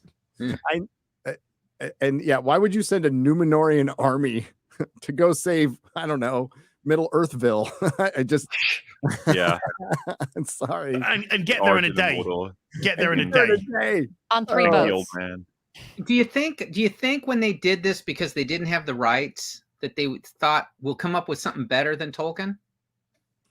I'm sure they thought that was guaranteed. They were like, of course we'll be better than Tolkien. He was I mean, a fucking old or- dude. What does he know? Or is it worse that they never read Tolkien? They just watched Jackson's movies. Which I'm not even sure they watched Bad those. To be research, honest bad with you. research. Yeah, I mean, I'm that not- was their yeah. research was just watching Peter Jackson's stuff. That's Yeah. not They didn't research. watch the extended. I know that much. They wouldn't have the patience. what I know is one of the guys is a fan. I don't know how much he's read, but the other guy isn't. Like the other guy doesn't read a lot. He's more of a pitch man. That's Patrick McKay is the pitch man. Neither of them are good for the job. And if they're there, I don't care how many old British actors they hire. Yeah. It's Yeah. not going to help them. It's going to be the No. same shit.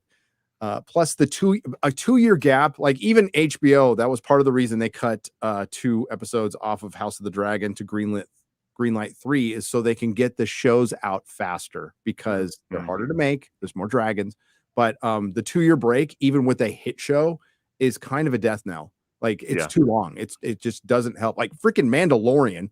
God, I'm sorry I'm bringing it up because it's on my brain.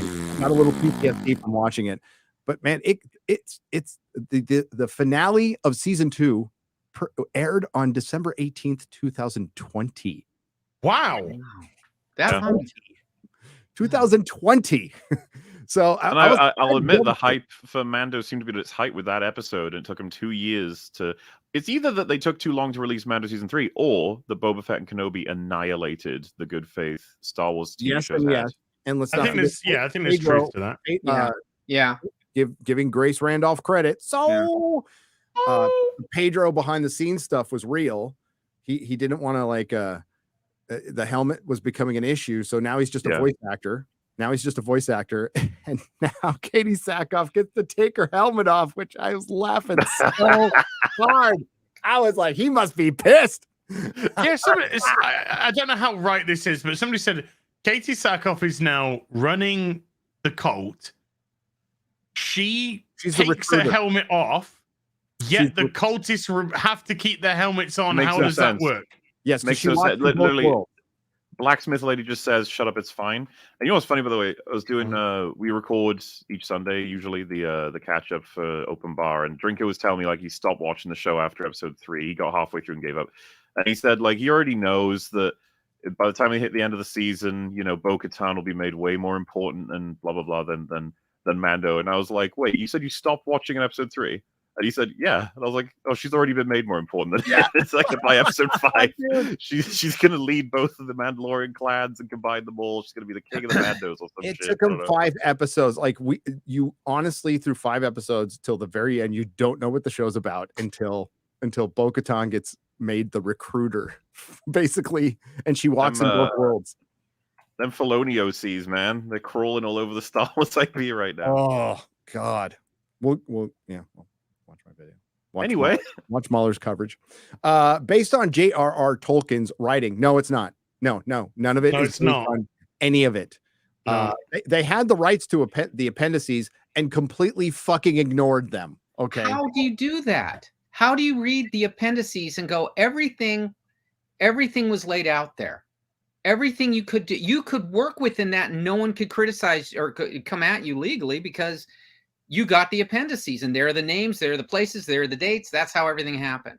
Actually, for a guy who doesn't read, that's the best way to do it. There it is. It's all cliff notes. It's an outline. But apparently I missed the part where Galadriel sat like a dude and wore full body armor and just slayed her way and cut through orcs like butter. I missed that part. Did you miss the part where she fucking swam across the Atlantic Ocean? I missed that part too.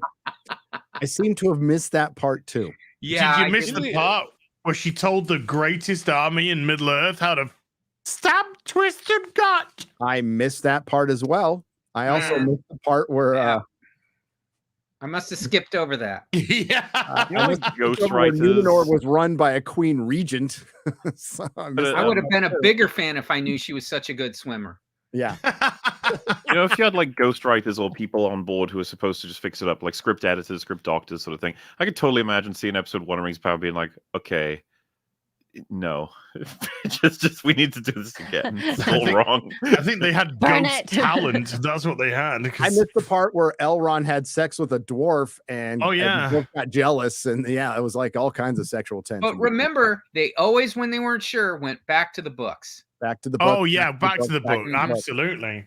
And what they did is they sat on the books and then said, "What are we going to do?" Yeah, they used them.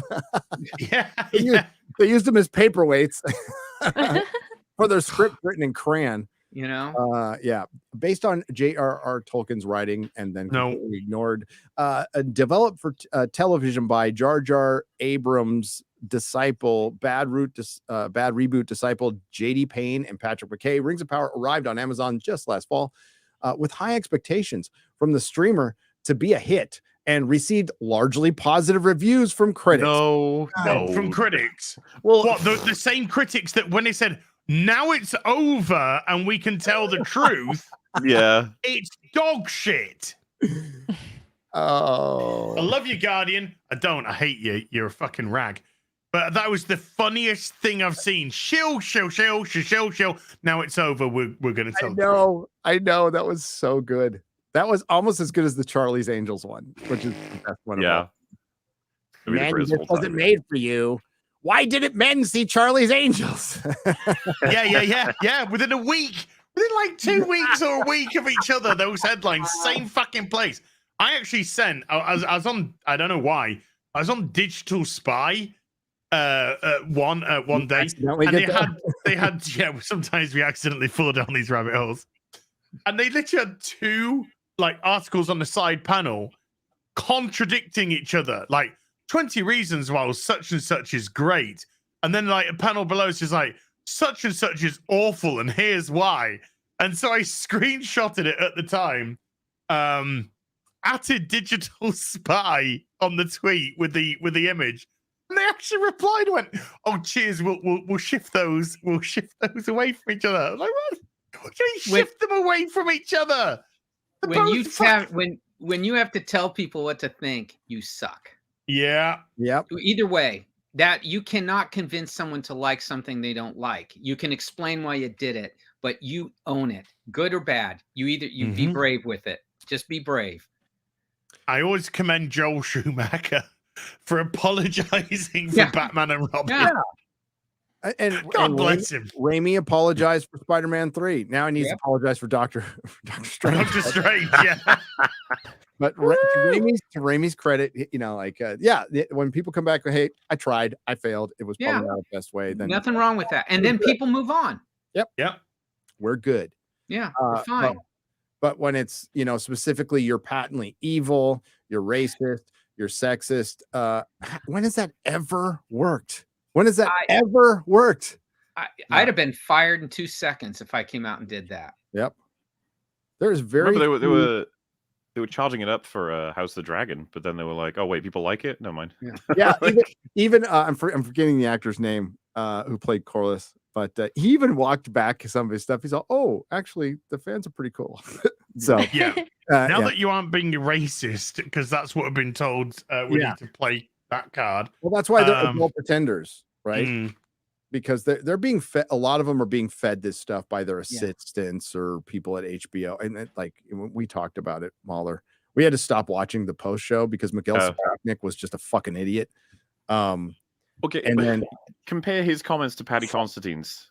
Yes, like Paddy's talking about everything he got ready to really get himself into the character, what he tried to present through the actions, and how important it was to him. And you're like, oh my god, this is amazing. And then Miguel Sapochnik's talking about some other fucking show with all these like completely bonkers ideas in them. I'm just like, can you shut up? You're ruining your own show. Just stop. Patty and Matt Smith had a lot to do with that show being good because they were given some free reign with their characters, and they actually took the time to read the books and get to know the characters and add to them because there wasn't a lot to add. That's probably why they were given free reign, because it was just a history book. I like the woman who said, I like playing women and I'm good at it. She is. The woman is good at playing a woman. I have to agree with her. I'm shocked. To be fair. Yeah, she's. Oh, did you hear about the director of Blue Beetle today? Oh, we'll get. We'll get to that. How many hours we got today? We'll get to that because gotta get a sleeping bag, Kelly. Yeah. In it for the long run. So because Lofty Pixels found a tweet, and listen, I don't want him canceled. I want him to keep his job, but he did say something.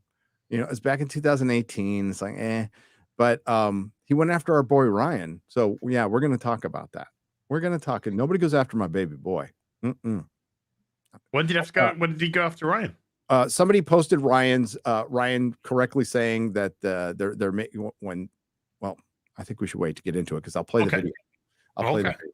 Yeah, we have video to go along with it. I don't know if Ryan retweeted it. See if you can find it, X-Ray Girl. Somebody tweeted Geeks and Gamers Daily. Ryan went off, and somebody go, "This guy's mad." And then the director of the damn movie's all, "My job here is done."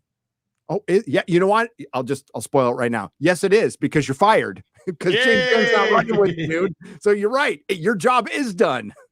But back to this. Sorry. Oh, one thing I meant to mention it before, Gary, but my parents went through House of the Dragon, and I was asking them just about what they thought and stuff, and said they really liked the whole season. Thought it was great, except that there was this one episode, and I was like, oh yeah, really? Which one? And they were like, well, I was confused. Hopefully you can help explain it. Why doesn't she just kill everybody, the lady on the dragon, when she broke into the thing? She could have like ended the war right there. Then I said, oh, well, as she says in the next episode, she said it wasn't her war to fight or something. And they literally, their faces were just like, what? Wouldn't kill another mother except for. And then I said that. And their first response was never kill another, but she killed loads of people. I know. I know. The only way that works in the future is that's Peasants why don't matter. If King's Landing gets pissed because of that, going, fuck, this bitch just stepped all over this. Screw the blacks. Then okay, maybe. But we know they won't do that. No, by the way, that's the name of the house chat before anyone gets fucking weird. Oh, yeah. I'm sorry. Before anyone thinks that was really racist. The black versus the green. I don't make the rules. Okay. It's the house. It's not a name of fucking.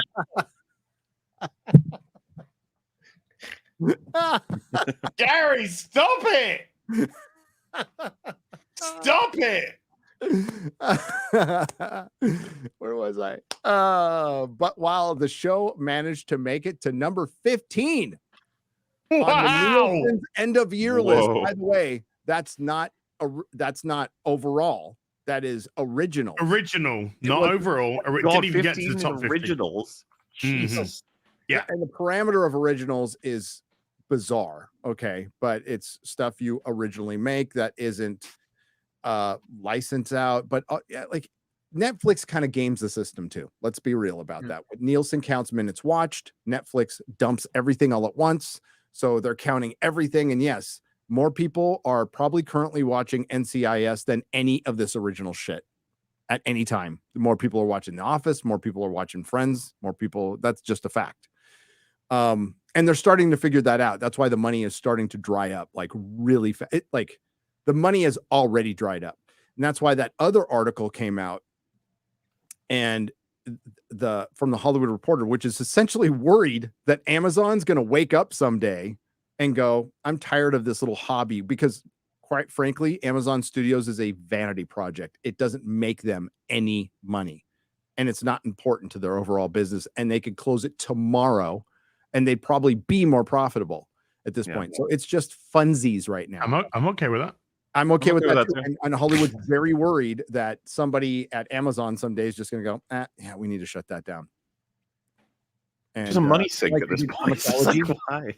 Never mind Marvel. Never mind Amazon. Dude, that could happen to DC tomorrow. And Marvel. I think the licensing out thing to other. They'll license it out, but they'll shut down the actual. Yeah, and maybe the comics will be good again. I don't know. Maybe. Okay, so it made number 15 on the original chart, but it didn't even sniff the overall charts, and it was supposed to. By the way, Stranger Things was number 1 overall. Yes. Cobra Kai was, I think on both. Yeah, Stranger Things and Cobra Kai made the overall list. And I think because Wednesday came out later in the year, I think Wednesday will still make the list this year because that Wednesday was huge, was massive for them. But no, Wednesday did better than Rings of Power. Yes, it did. A lot. These are all things like you saw people talking about, posts about. I was going to say, like, Stranger Things season 4, like everyone talking about it was what made me go like, okay, maybe I'll give it a shot then. And Gary, of course. Yeah, dude, Eddie. Everyone was talking about Eddie. I think the big one is the fact that The Boys season 3 beat it. Yeah, and I think The Boys probably lost a chunk. Of their audience from season 2. Yes, they did. So if that is beating by except 1 billion like a minutes lot watched, then Amazon have just lied through their teeth about or at the very least fudge what they're classing as 100 million people watching, which when you are beholden to shareholders is not good. That's the thing though, like imagine you're them and the reality is, oh shit, this show did terrible compared to what we wanted and it's not good. It's like, do we announce that? Like, no. Like, that would be terrible. Can you imagine? I mean, I understand she can't, but like you didn't see them make any wholesale changes. They're like forging ahead. So that was the concern, was that Jennifer Salke just like wants to hear what she wants to hear and won't hear any criticism, and people pitching at Amazon. Amazon's like, they're just throwing shit at the wall to see what works. That's the whole point. So Hollywood's big concern is they're pumping so much money into Hollywood and they can just turn that spigot off at any moment, which they will, by the way. That I guarantee you that will happen. Amazon Prime and Apple right now are spending tons of money because they have a ton of extra cash around. But if things get leaner, those are the first 2 things they're going to shut down because they don't need them. They're retail companies. Amazon's a mail order company. That's what they are. They don't make TV. All right. So it is also slightly muted reaction from audiences on social media. It was completely overshadowed by House of the Dragon, which attracts significantly more online conversation, according to Parrot Analytics. That's bullshit, but that was obvious. The show was largely ignored by award bodies this year. I mean, completely ignored. It got nominated for like a stunt, for a stunt team. Would you just call me a slut? Stud. A slut.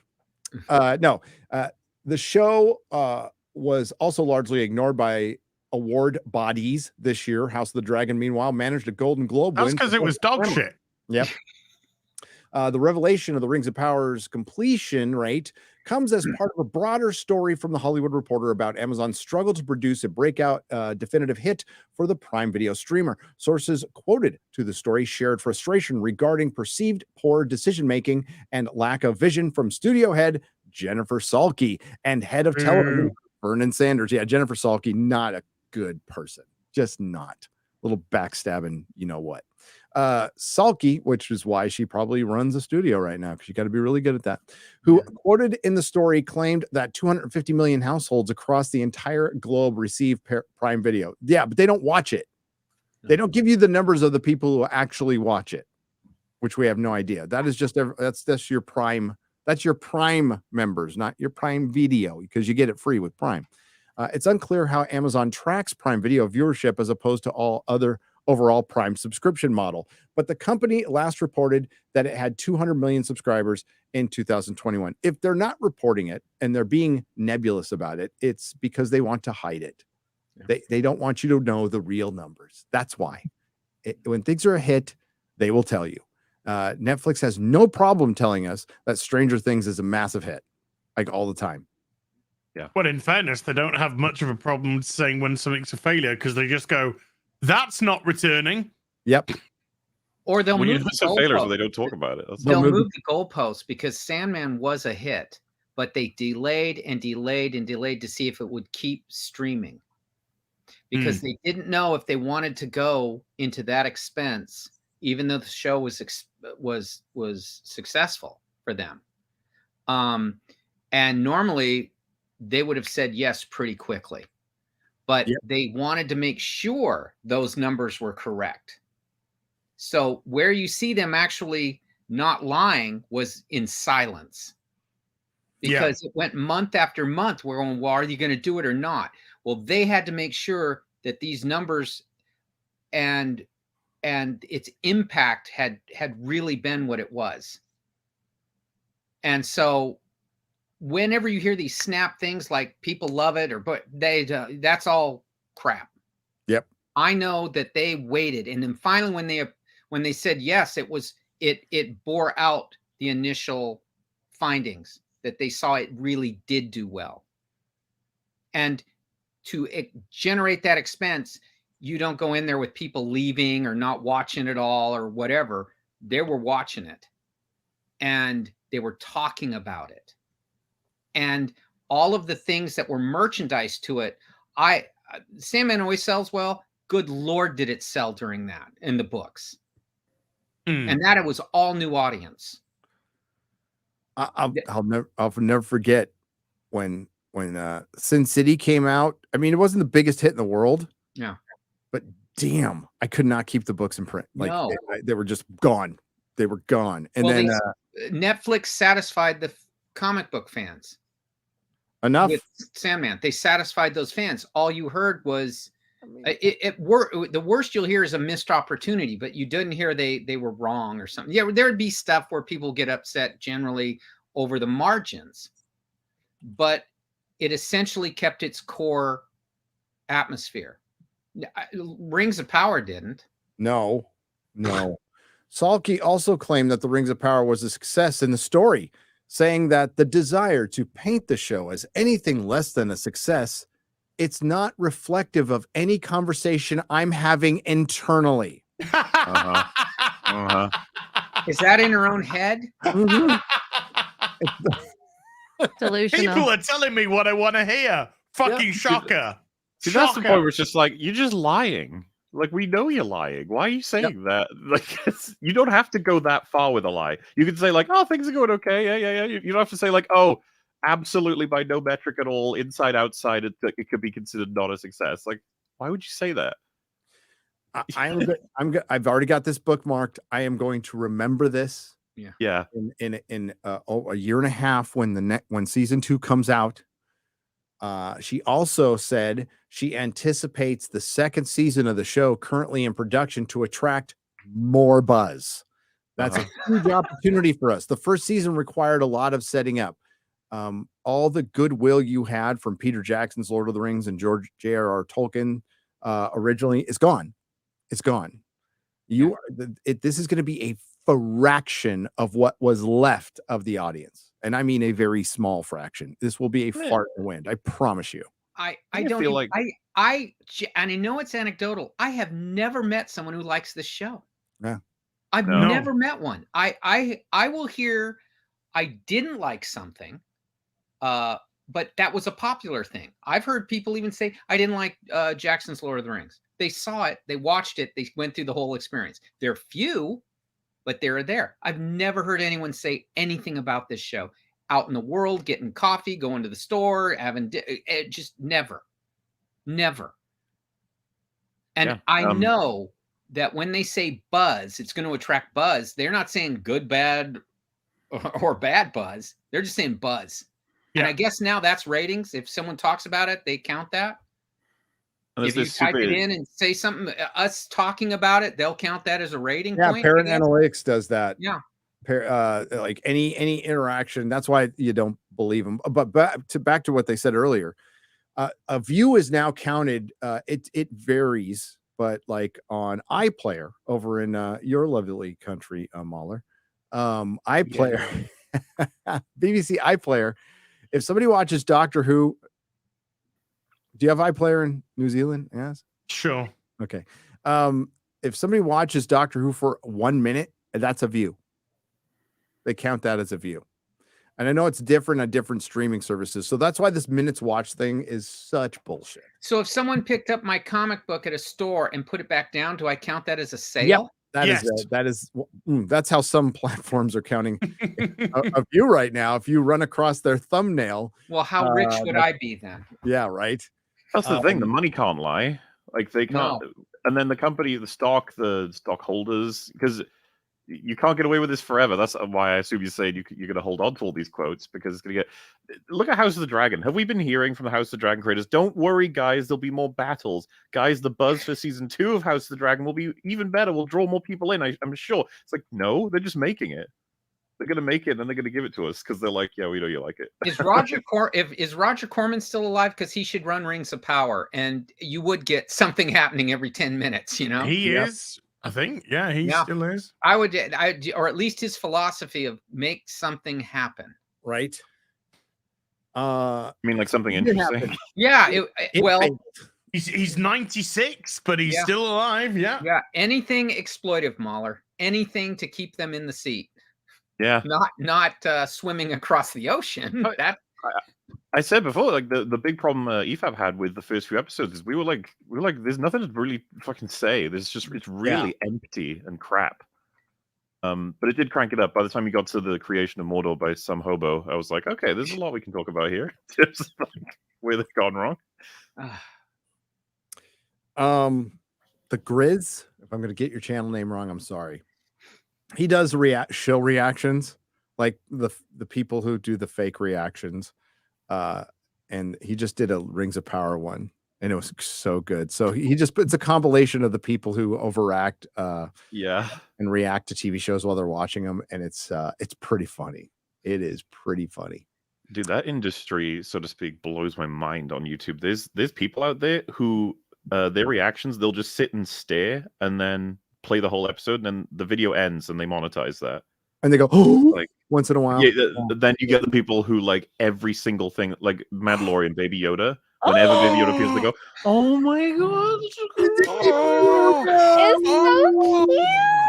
cute." It's when I first saw all this, I was like, when do they talk about what happened? It's like they don't. That's not a thing they do. I was like, oh, that episode was amazing. Okay. But yeah, I think it's the Grizz. Sorry if I'm getting that wrong. And Pop Culture 7 did a compilation of Az's tirade from last week, which was pretty funny. Did you see that, Az? Yeah. I was laughing. I was laughing my ass off on that. Smoo, the DJ, has gifted 15 Nerdrotic memberships for $75. Hail!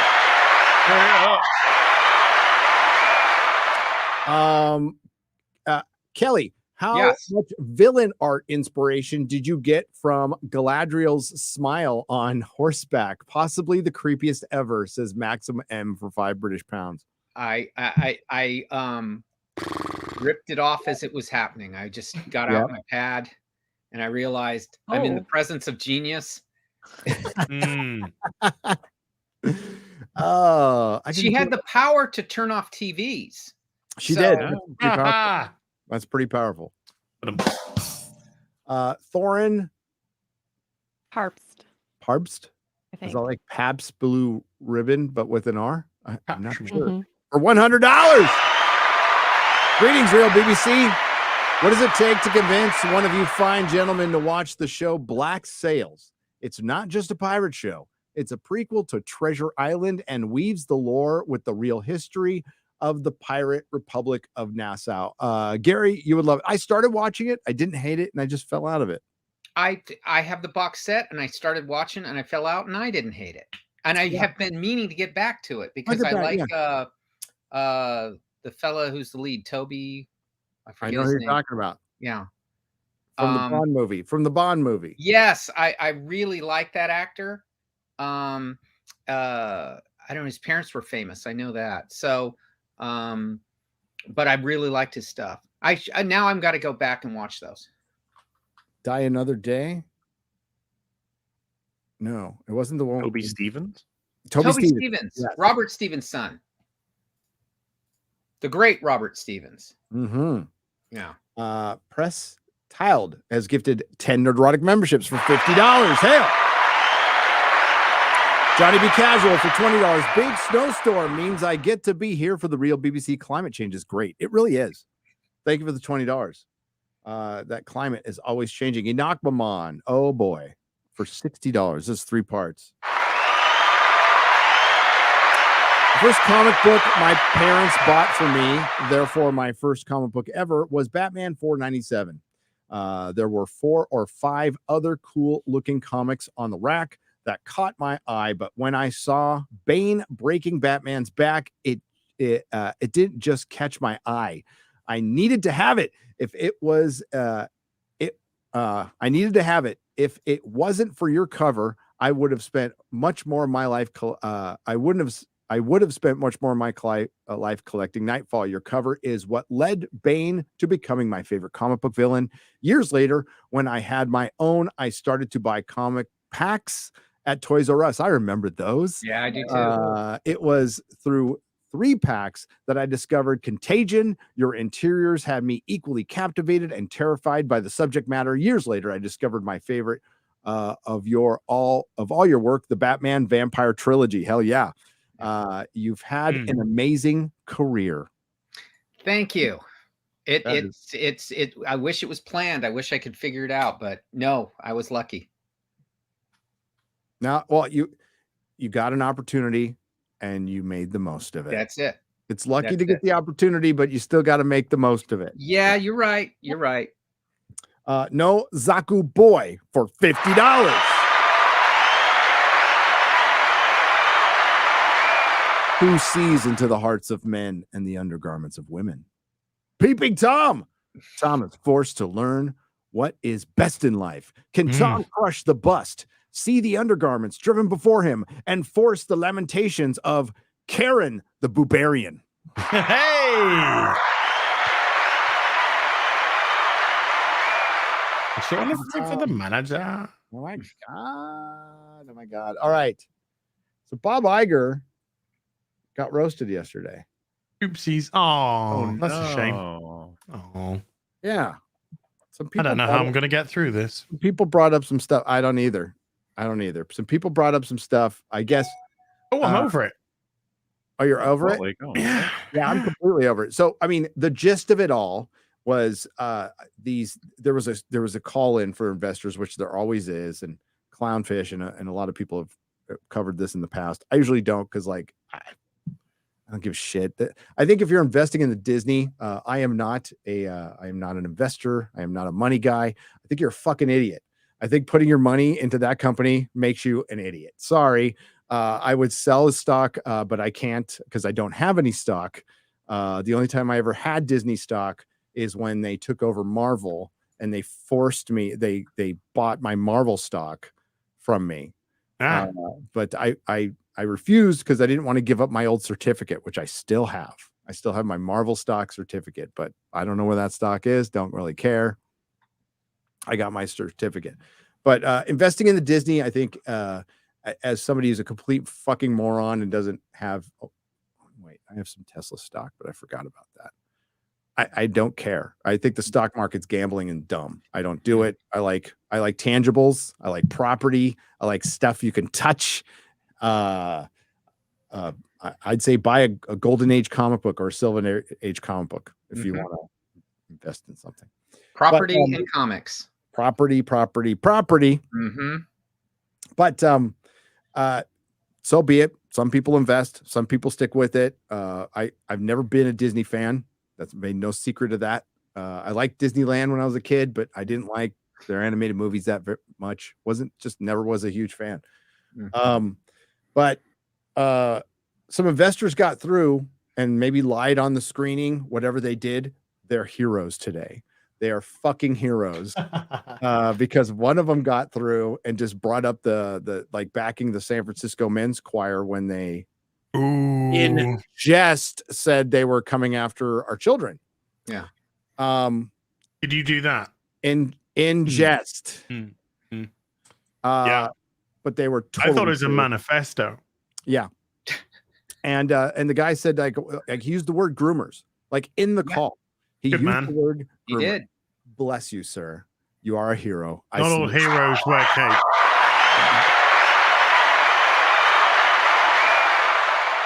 I salute you. For of course, the slippery weatherman got around it, didn't address it. And yeah, I think he got in some. I watched Legal Mindsets video, and he got some trouble admitting something to the legalities of Reedy Creek. Watch his video because I don't know. All I know is Disney is burning right now, and Bob Iger, like rebooting your CEO. Who in the fuck thought rebooting your CEO would be a good idea? What, rebooting it to the person that got them in the mess in the first place, who left so that somebody else could come in and try and sort the mess.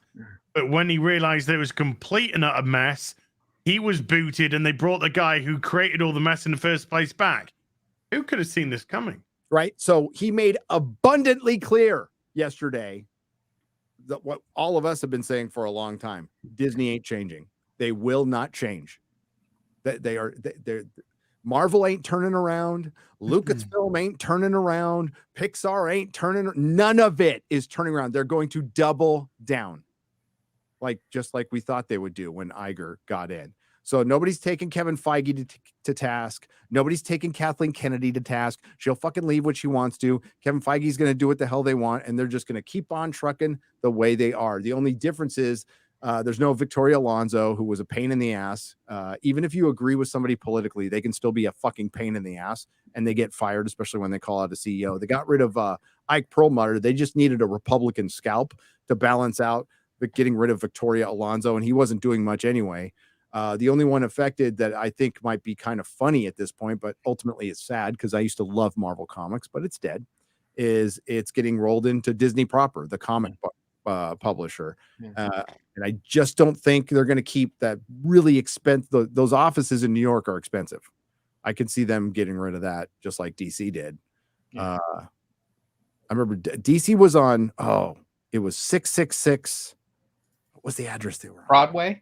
Broadway, yes, because I remember 666. Yeah.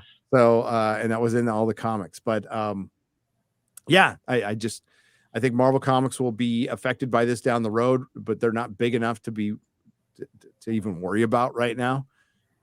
And we're just gonna get more of the same. Now, the good news is we won't get as much of it because they're going broke, but it'll still be shit. It's just not as much shit. I know. Hey, you excited about that Secret Invasion? You really excited about that? Is that the Secret Invasion that's going to reflect the politics of today, according to Samuel L. Jackson? Woohoo. Yeah. The Captain Marvel spinoff, because that's what it is. By the way, I just want to quickly say something, if that's okay. No. John Cusack, I think you need help. What did he do? Get some help. Did he get back on Twitter? I thought he left Twitter. Yeah, no, he's clearly was everybody going insane? Did Trump get arrested? Did it finally happen? So, well, Trump tweeted out that he's going to be arrested, and Cusack's just going like crazy. I thought it happened already. Like, was he going to get arrested at 5 p.m. or something? I don't know. Do they want to? Do they? Are they? It could be like Greta Thunberg, where they organize. I was going to say, are they waiting to arrest him at prime time? Like, oh fuck. Well, I mean, say when the 47th president of the United States gets arrested today. That's all I say. You're putting him in the White House, dude. We are alternate programming though. So John Cusack, drugs are bad.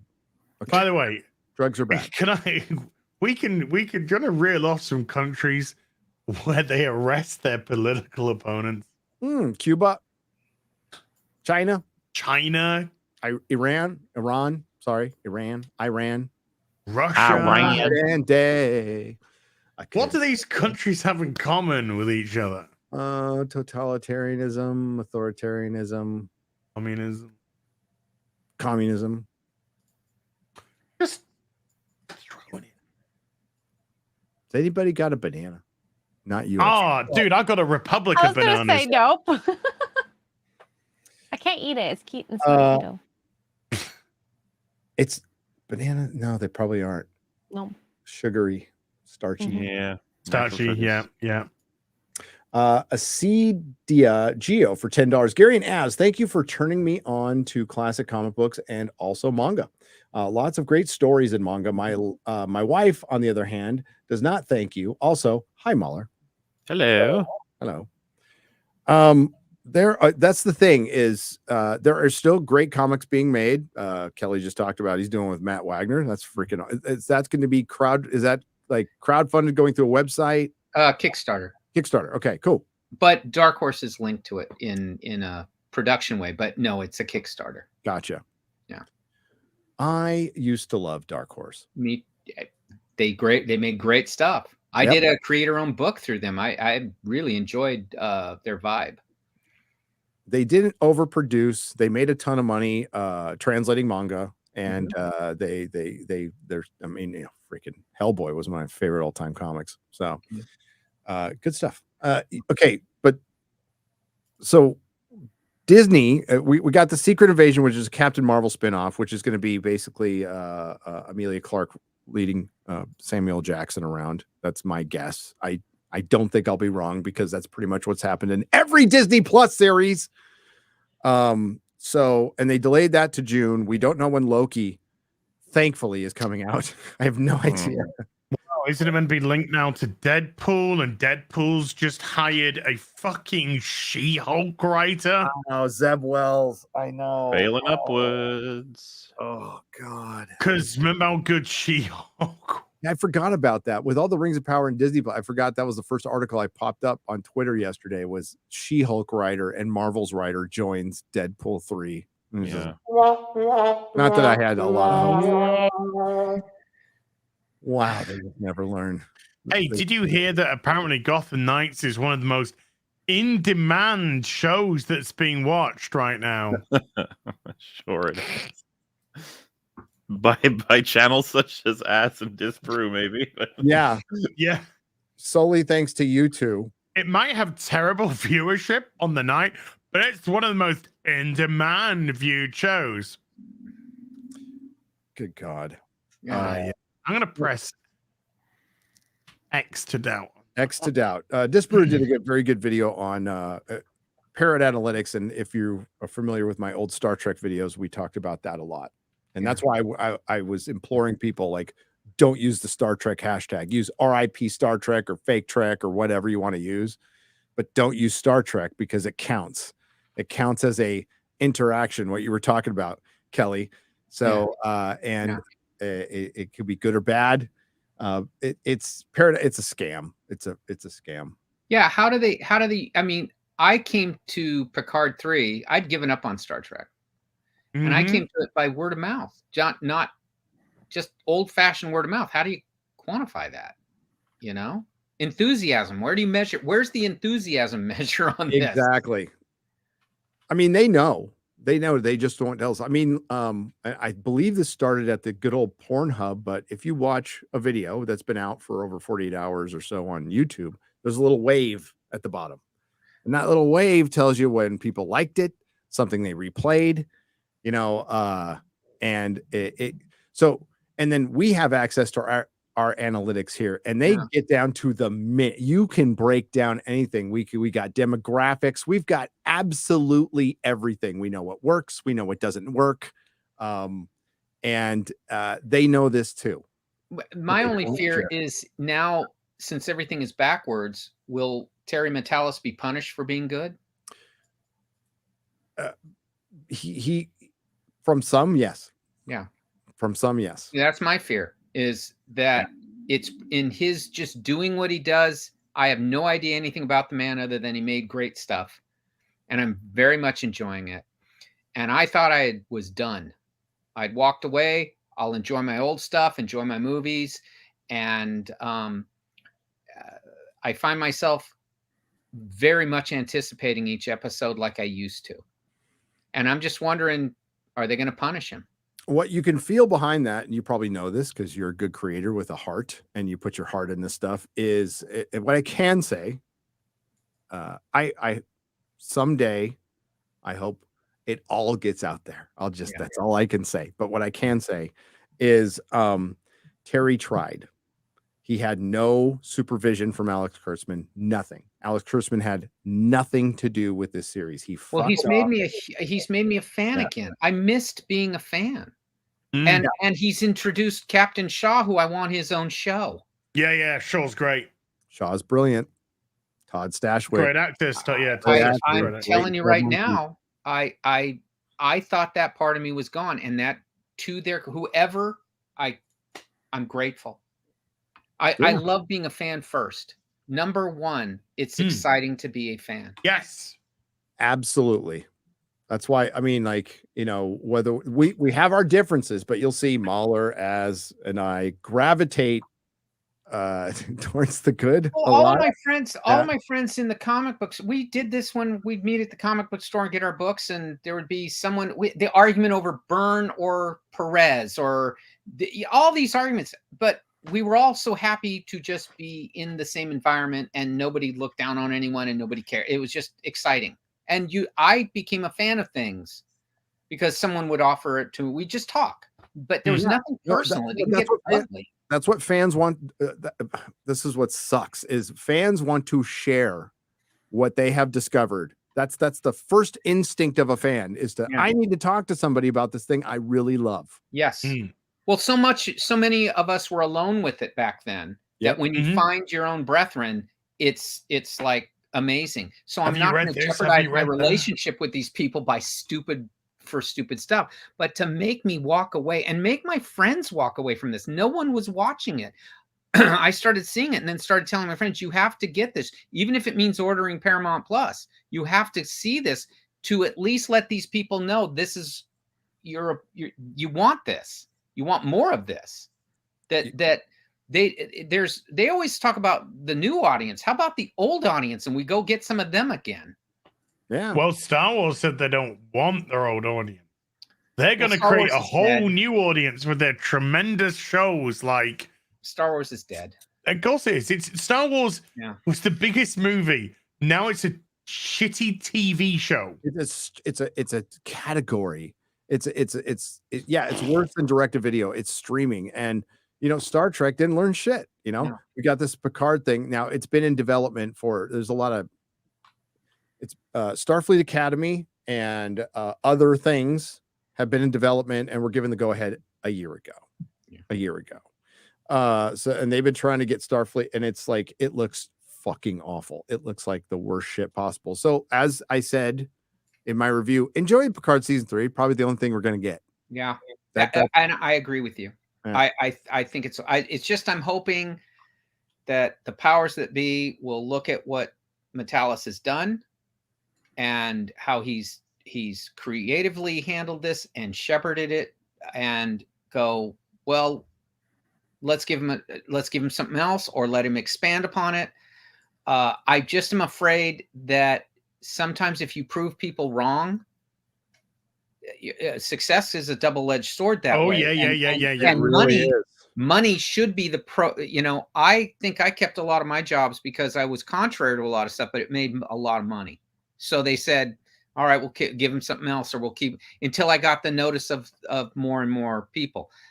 That's how it used to work. If you could get through the barriers of a publisher or an editor and get your stuff out there, the fans then would trump whatever they thought about you, the publisher or the editor. It would trump that. They would go, all right, well, apparently a lot of people with bad taste love you, so here you get more. That's fine. I'll take that.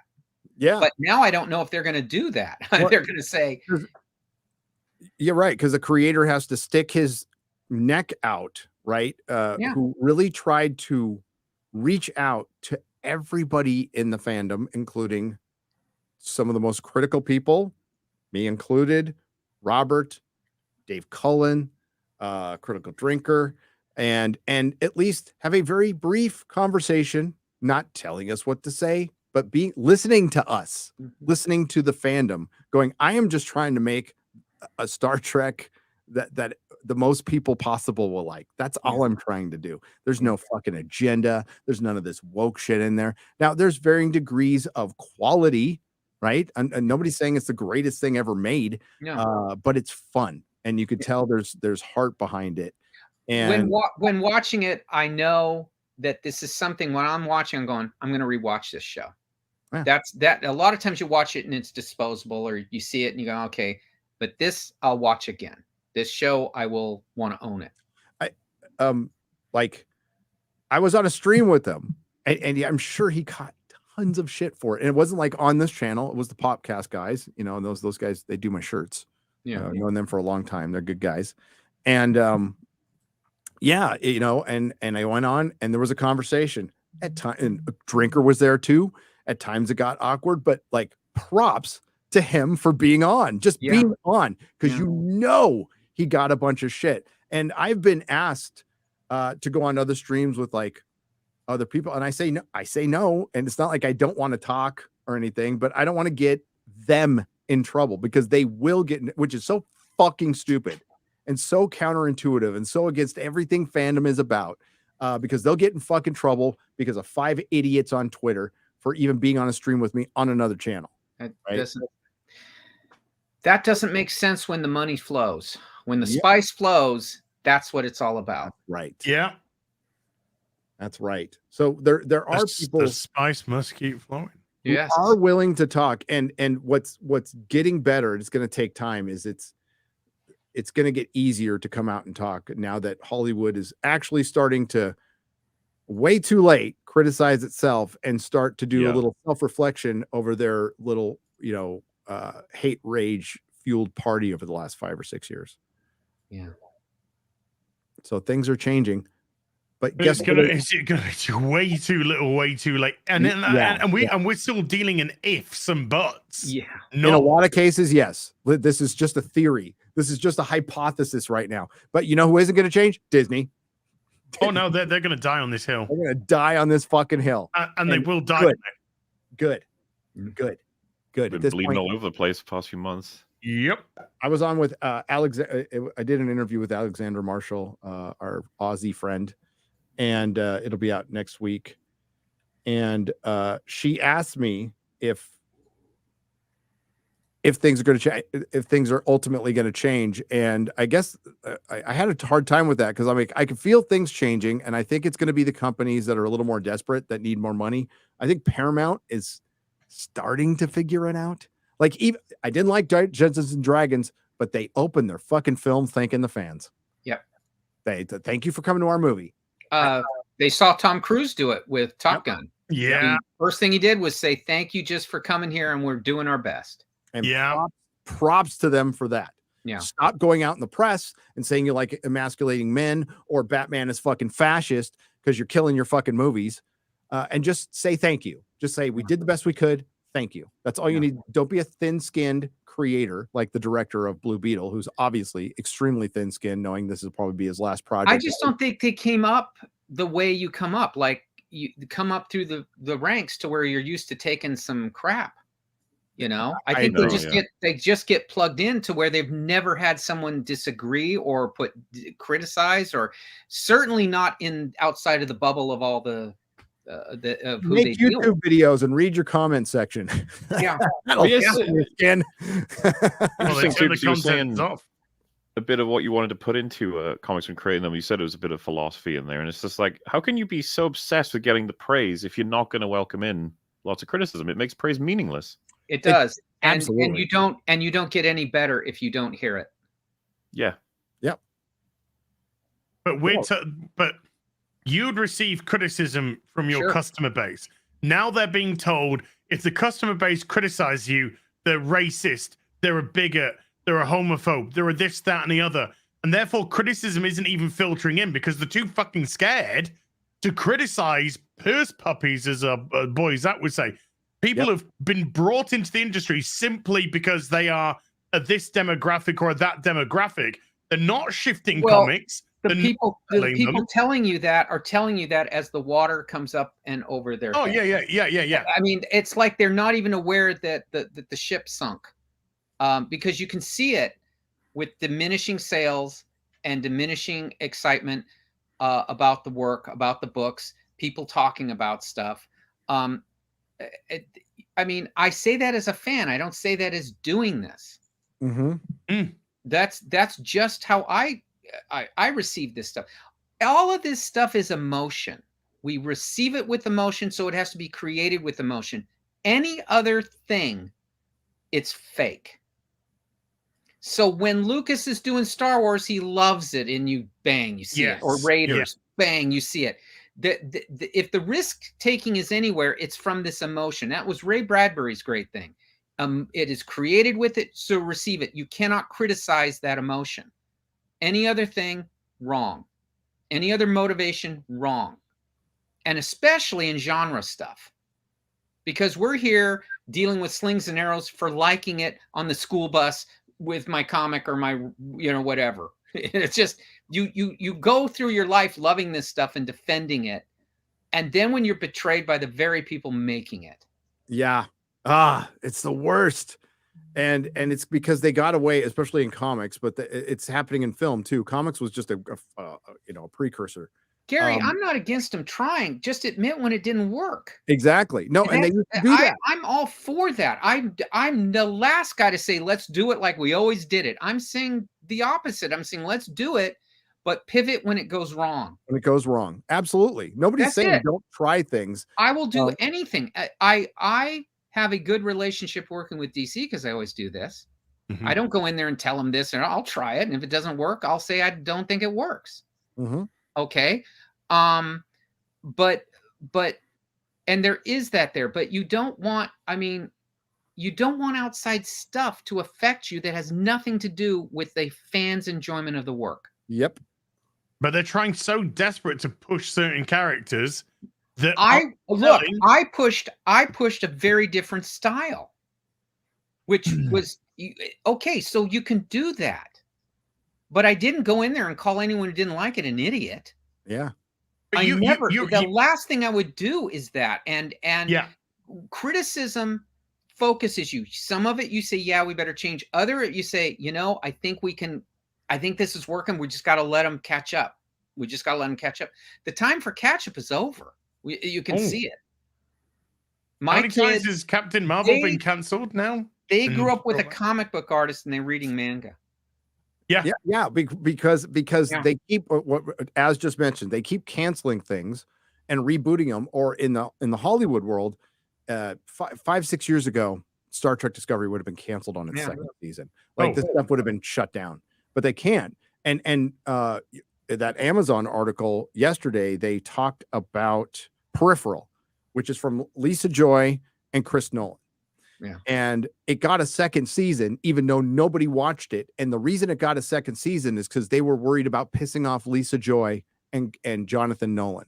And I said Chris Nolan, but it's Jonathan Nolan. Yeah. That's the only reason they re-upped the show. Not because it brought in subs, not because it gave them money. They said that it would hurt our capital with them. And how different is that? How different is that as when Cheers first came out, nobody watched it, but the people at NBC liked it and said, give it another year and see if it finds an audience. I think the same thing happened with Everybody Loves Raymond. That CBS said, well, we like it. We'll give it another year. Now it's the other way around. Now it's the wrong reasons to, rather than say, we think an audience is there, which turned out to be the case. Very much so. Yeah. Don't think Peripheral is going to do that though. When you're doing it, just not because they thought it was good. They're like, we got something here. This is good. It's no, we just don't want to piss Nolan off. And that's insane. Yeah, that's fucking insane. That is insane.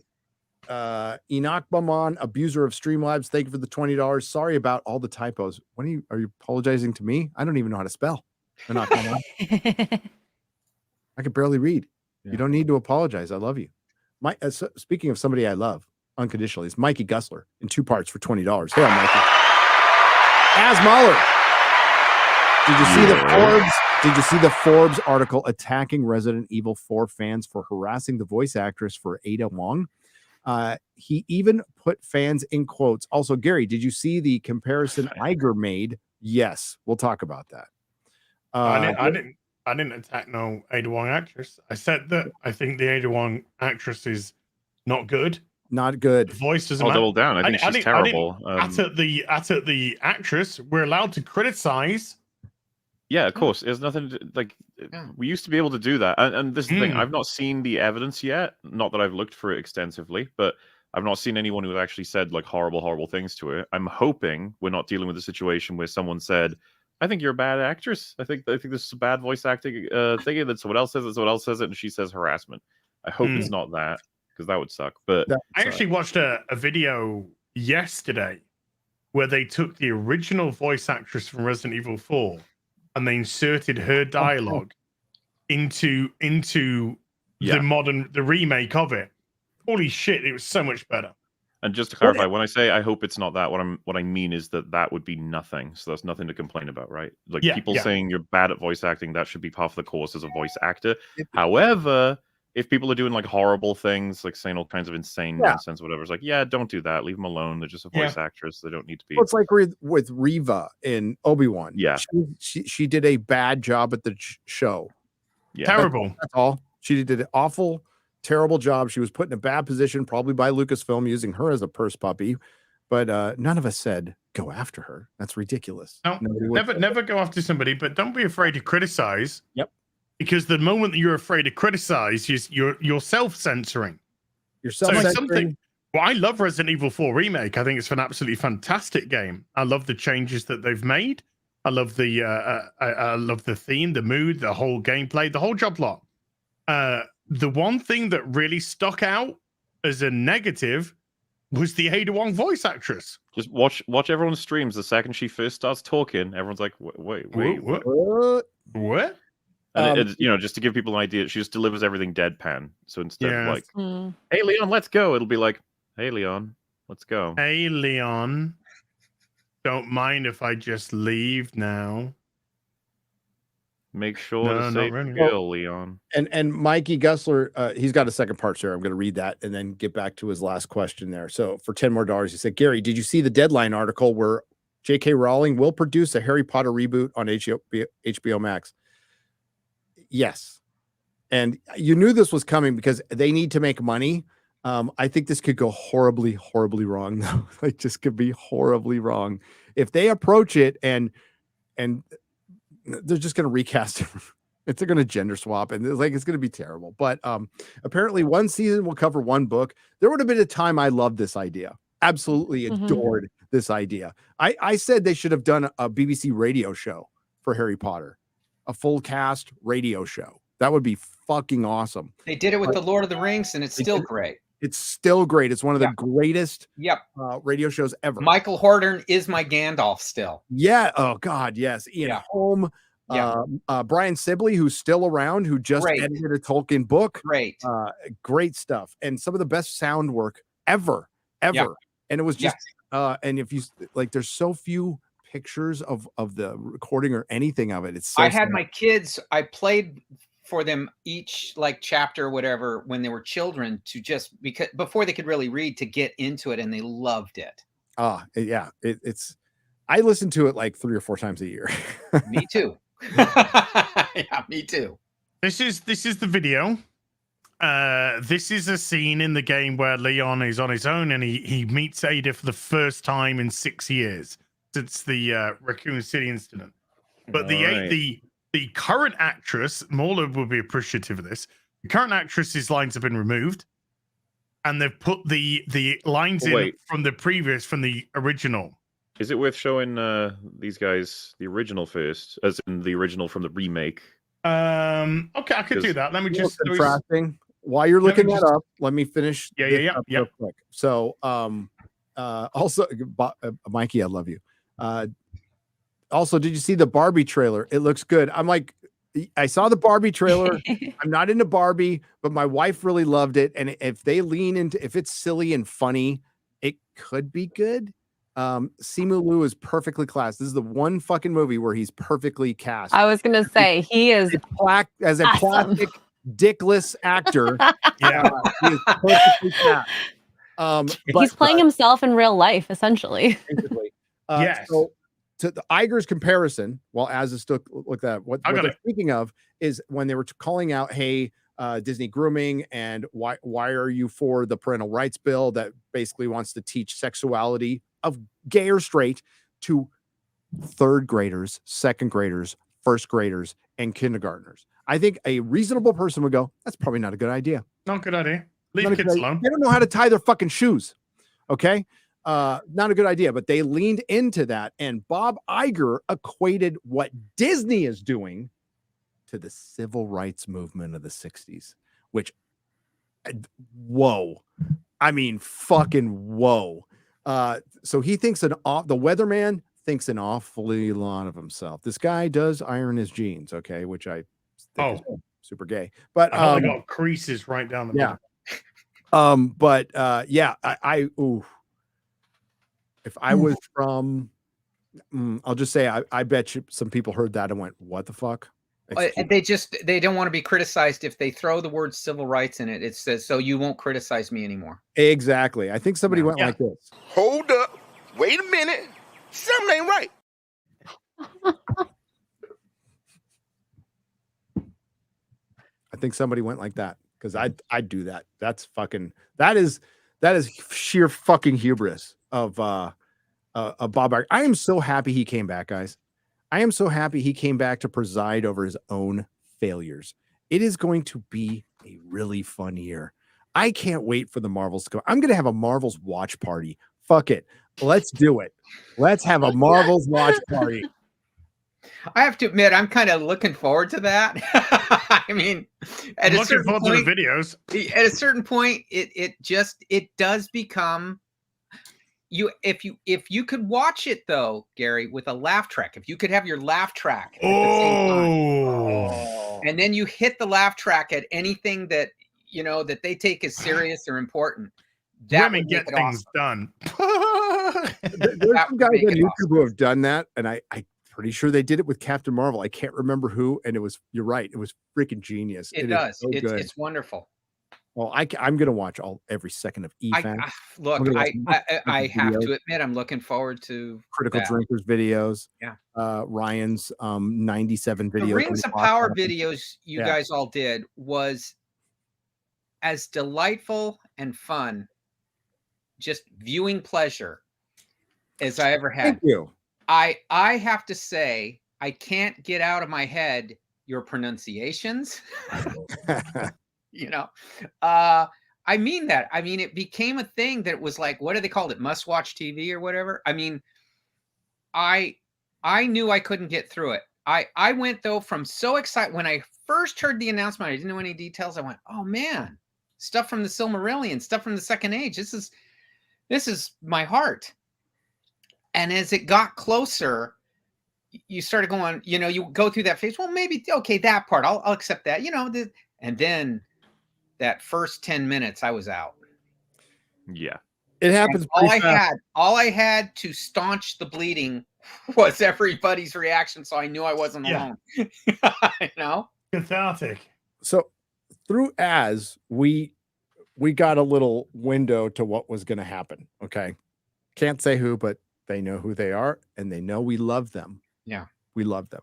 But they told us, and when Az was telling me this shit, I'm like, no, because some of the stuff I predicted in a joke in a video 2 years ago. I'm like, they're going to have Galadriel in full on armor leading I said an all-female army of Numenorians, which we could still get. Okay. I'm holding out for season 2, but I was only half wrong on that one. And they did it. I don't know. It might be due because I didn't see one fucking penis amongst any of those guys. It's true. There's a lot of move armor there. And Az was looking for those penises down. He was. He was looking at, well, yeah, because then he can look at the tits afterwards. So yeah. Mm-hmm. Well, we all do that. Oh my god, this fucking joke is so over. Is it really though? I don't think it's over. Is it really? I don't think it's Oh. over. Have to check It the is in battery my life. Let's listen to some Ada. Come on. Okay. That's actually it's a good song. So Okay. this is the remake voice actress for Ada. Turn that gamma down, bitch. Jeez. Is that Ada? No, No, that's that's Leon. Family. Doesn't look like Mila Jovovich. You can stop right there, Leon. Wouldn't make me use this, would you? Well, after 6 years, that is one hell of a greeting, Ada. You don't seem surprised. Oh, Interesting.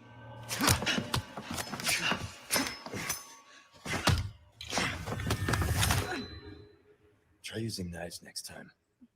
Better for close encounters. Not a bad move. oh, that's yeah, Wow. that's not good. So Not who a are you bad. Is working that for AI? this time? I feel like it's AI. I know. That's what I said to MauLer, isn't it, MauLer? Yeah, that's what we said. I said to MauLer, it feels like this is an AI actress. Leave the girl. She's lost no matter what.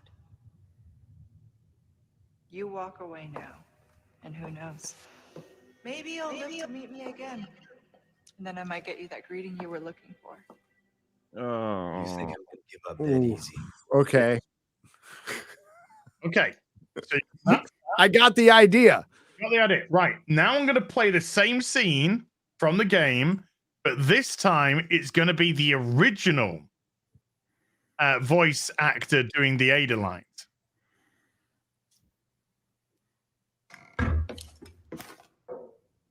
More appropriate, Gemma.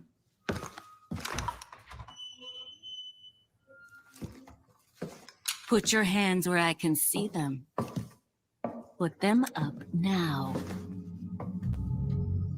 You wouldn't want to make me use this, would you, Leon? Well, after 6 years, that is one hell of a greeting, Ada. It's been so long, Leon. But aren't you at all surprised to see me?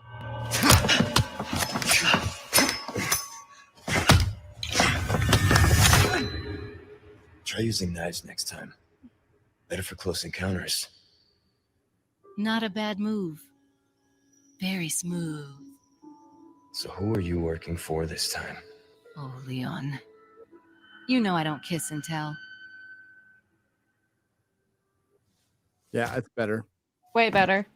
Why didn't do you get- say you come with me? why didn't they get the and same leave the girl actress? behind? She's lost, no matter what. Walk away with me now, and I'll make sure you never have to worry about another mission again. And maybe then I'll give you that lovely greeting you were looking for. You Oh, think yeah, I'm gonna way give better. up that easy? Right. How about we continue this discussion another time? See you around. So much better. Do they have a director? Maybe is there someone directing that while they're speaking a voice? You know, like You would It's think. every scene. Yeah, Every scene because- she's in, it's just Yeah. I mean, it's like they're not looking at the image yeah. to get the emotion, and Yeah, like they just have the lines delivered Yeah. and they don't know what they should be. and that's why I'm asking feeling. if they Yeah. have it. I clearly it seems like there's not a director there saying stop, do it again, or this is what's going on, or this is I what they're wouldn't be thinking. surprised if there wasn't like but that sounded AI. That sounded weird. Yeah. I Like, there's too absolutely much thought it was. between, there was too much space between words, right? It really did sound like it was like patchworked, which Yeah. is I think I know it's a game. but- perfectly fine to criticize. That would take me out of the game. Well, Well, MauLer okay. was right. Virtually every stream you watch of Resident Evil 4 remake, when she comes in and starts delivering, people literally like, oh, what's That just seems like it was distracting. AI wrong? Ada what wrong? He's so wrong.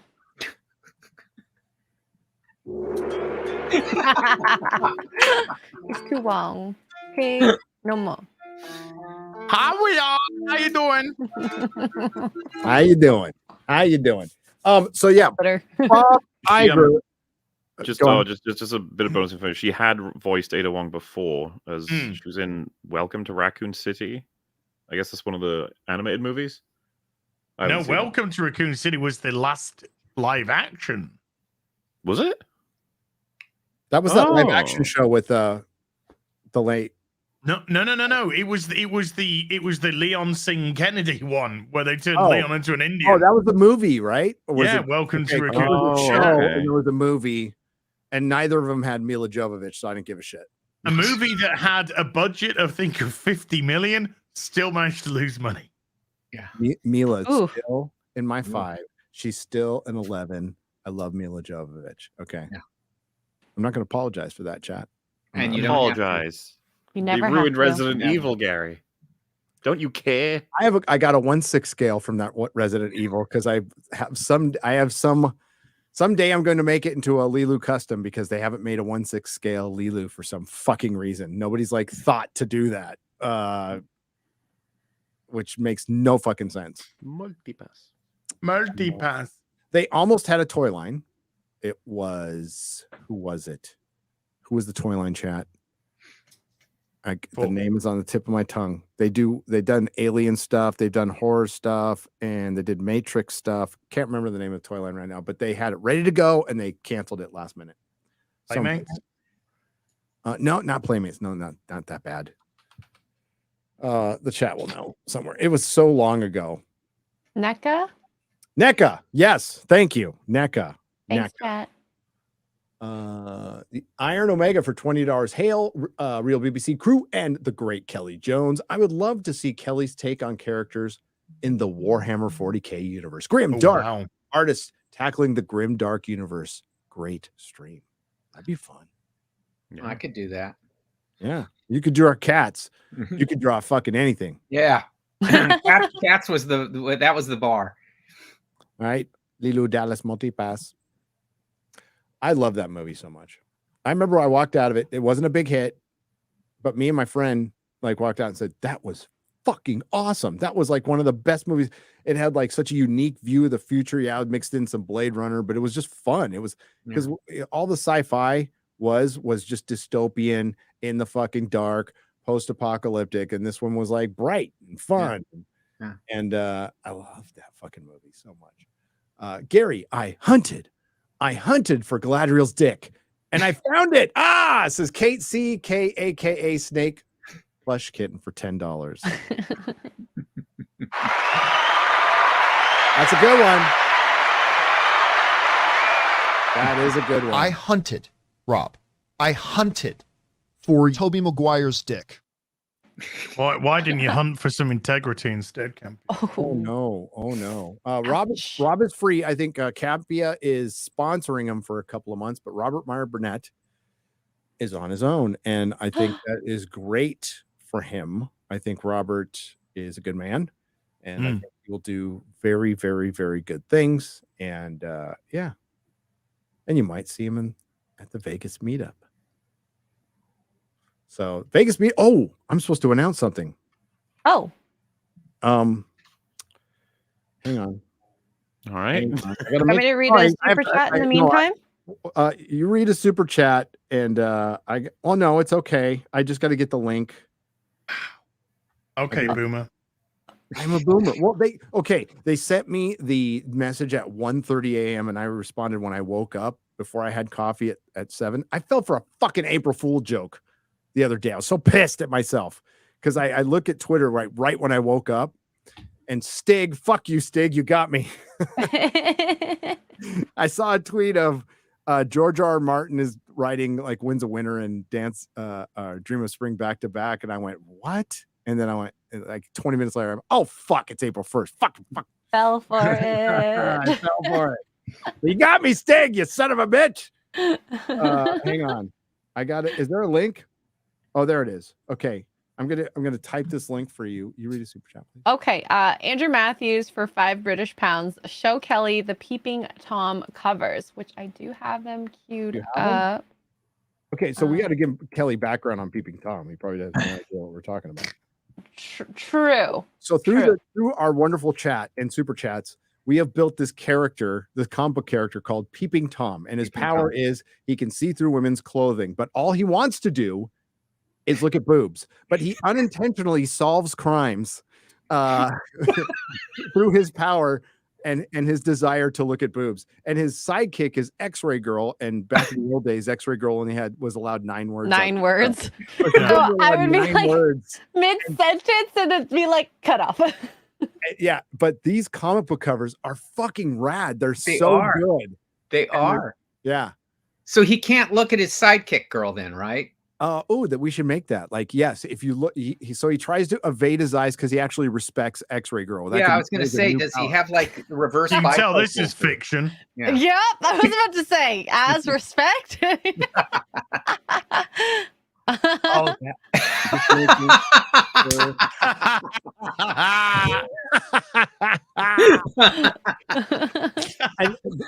Oh, look at how good these covers are, though. They're so fucking good. Oh, look, there's comics and MauLer. Yeah. If I didn't know it, I thought it was a professional book. Yeah, I would say they should compile these covers and a nice portfolio. Yeah, do a nice portfolio and then put it together, and I'll keep all the money, artists. Yeah. We'll push them for you. That's keep all the great. money yourself. They're freaking great. That's great. Okay, here is the link. I hope that's the right. I hope I spelled that right. What bit him to give him the power to see breasts? Oh, I have no idea. I have that lore. He went in. I think he watched Life Force when he was a kid. Oh, He watched Life Force. And Matilda May. No, it's got to be an accident. Rising up from the accident with the lab, X-ray just machine. You went in to get an MRI for something, for some venereal disease or whatever. Do you get MRI for mammary cancer? So, well, you know what? No Zaku boy can come up with an origin. It's on you, buddy. Well, he had to work at Victoria's Secret when he went in for his screening. Yeah, and so he put the two together. Reprogrammed. He's focused on. He's a bra designer, and so. Oh my god, that's good. He just wants to support the breast. It just writes itself. Yeah, you know? Yeah, it writes itself.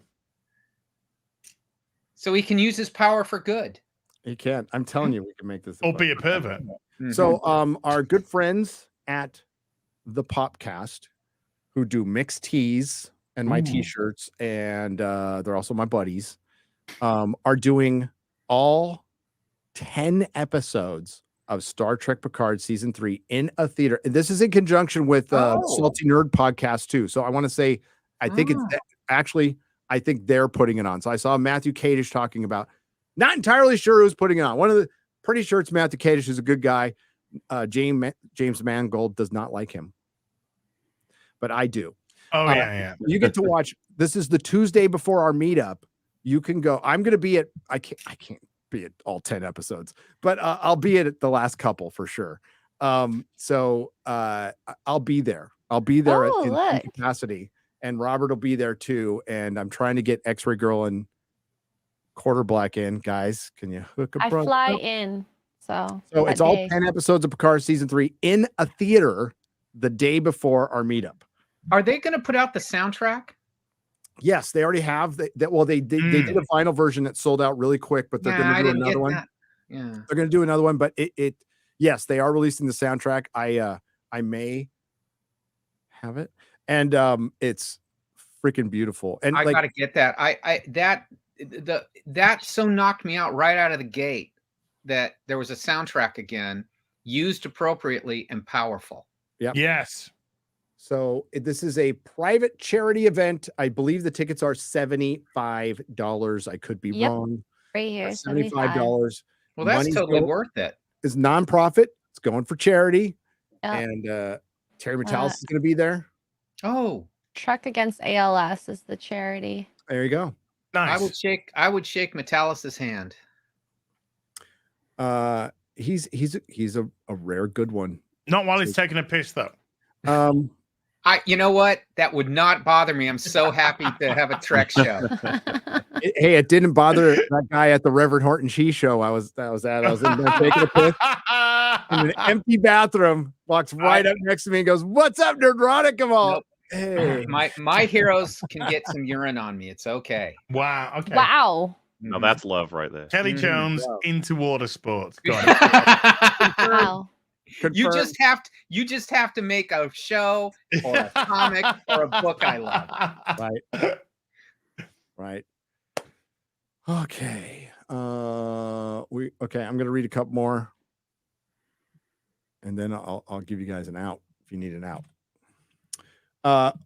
Speaking of water sports, Oceanic Water for $19.99. Thanks for introducing me to these channels. I've been watching you a lot over the last 2 years. Love your videos. I heard rumors they are making Shrek 5. They probably should, because after the Last Wish, yes. I'm gonna have to watch Last Wish now because everybody I respect says they like it. So you'd like it. It's really good. I heard it's this really good. And I love Shrek. I freaking the first 3. 2 probably. Two. Shrek the third is what everyone doesn't like. Yeah. But Shrek 1 and 2 are fucking great. They're great. Hell yeah. Canary for $2. I take shots when X-Ray Girl speaks. 3 months sober now. Hey. Do you want to get drunk? Just keep talking the whole entire time. Mr. Mixoplix. I love both, but Batman is better than Spider-Man, as knows. Mm-hmm. Oh. I Yeah. disagree. I disagree. You disagree all you want. You'll still be wrong. Let's get a poll going. Put a poll in chat. Let's see it. Poll in chat. Poll in Spider-Man chat. versus Who's better, or who do you like more? Who's better? Who is better? Better? Like In a who's fight? better? In a Yeah, fight? objectively. Objectively is Spider-Man.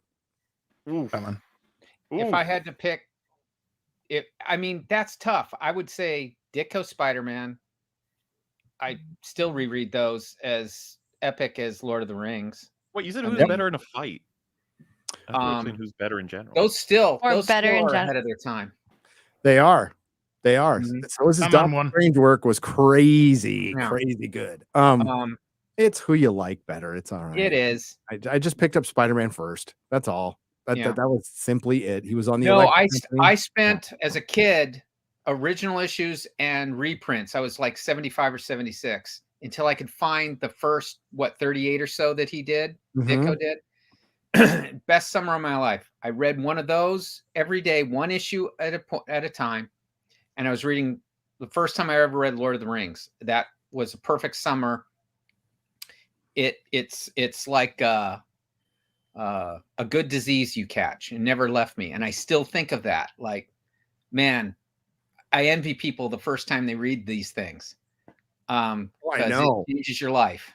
Because I had to read them backwards. So I started picking up like Marvel Team Up, and then whatever Amazing Spider-Man was there, and then there wasn't reprints. So I got Marvel Origins and the Son of Marvel Origins, and then later on I was able to get the originals pretty early on at a decent price and read some of those. I was just lucky they came across at a time where I could get a lot, and the reprints Marvel was putting them out, Well, yeah, they did Marvel Tales. That was Marvel Tales. My life, and then those little the pocket novels they did. Yep. And I just collaged it together, and at first I was a kid, so I'm like, Ditko is kind of a weird style. I don't like it. I like John Romita better. But then I grew up, and I felt that way about Kirby when I was a kid too. And then I grew up, and I'm like, oh, they're geniuses. They are geniuses.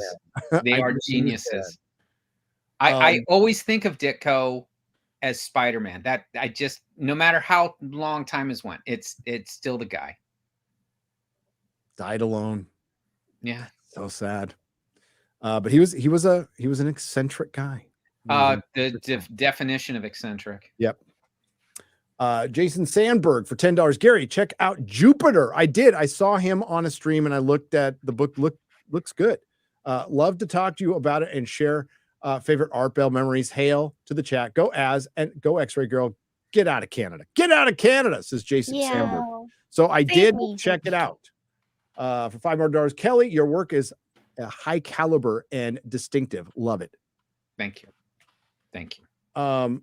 And did MauLer and Az forget that Ada voice actor from Resident Evil 2 remake? She's the best. Better than Resident Evil 4. Ada voice actor, easy.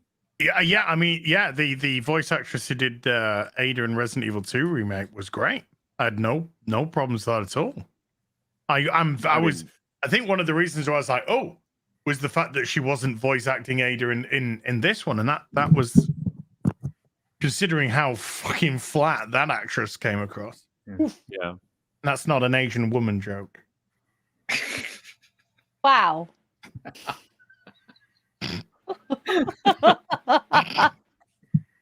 Sorry, that was delayed. Yeah. It It is delayed his fucking lines, I mate. think I need to do this. Yeah, I wanted the gong. It's not as good because it's the big one. The teeny tiny one. That's what she said.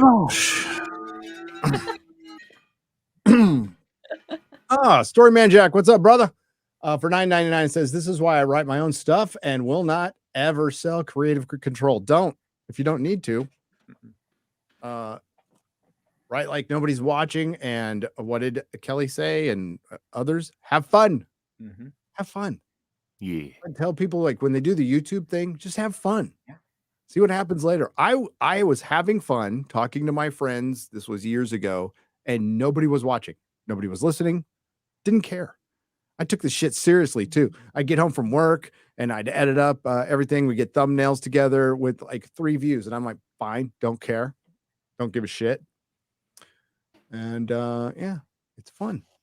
I still have fun, and that's that's why Az will see. I've known Az for a while now, so Az will make videos. But when Az needs a little fun time, after the 38 seconds, he goes and plays video games. That's his me time. That's his me time, and he screams it, and he like I understand it, because like covering this shit, like especially what's going on now. I know today we're alternate programming to all the fucking shit that's going on in the world right now. Happy to be that, by the way. Plenty of our friends are talking about it, people that I love, and check them out if you want. But we are alternate programming to the fucking circus. Yeah. And it can be a little nightmarish sometimes. So it's good to like, I'll spend a bunch of time making a John Wick video that I know is not going to do well as anything else, but I don't care. It was a pure passion project, and Perry had the best time on it. MauLer will play Resident Evil 4 till his eyeballs fall out. That's okay, because they already did. MauLer's a fan. As Kelley said, we're fans first. Yep. We're fans first. Yeah. Unlike a lot of our detractors, we actually are invested in this shit. Yeah. Well, of the Twitter accounts that announced they loved Rings of Power, they ain't staying. They ain't hanging.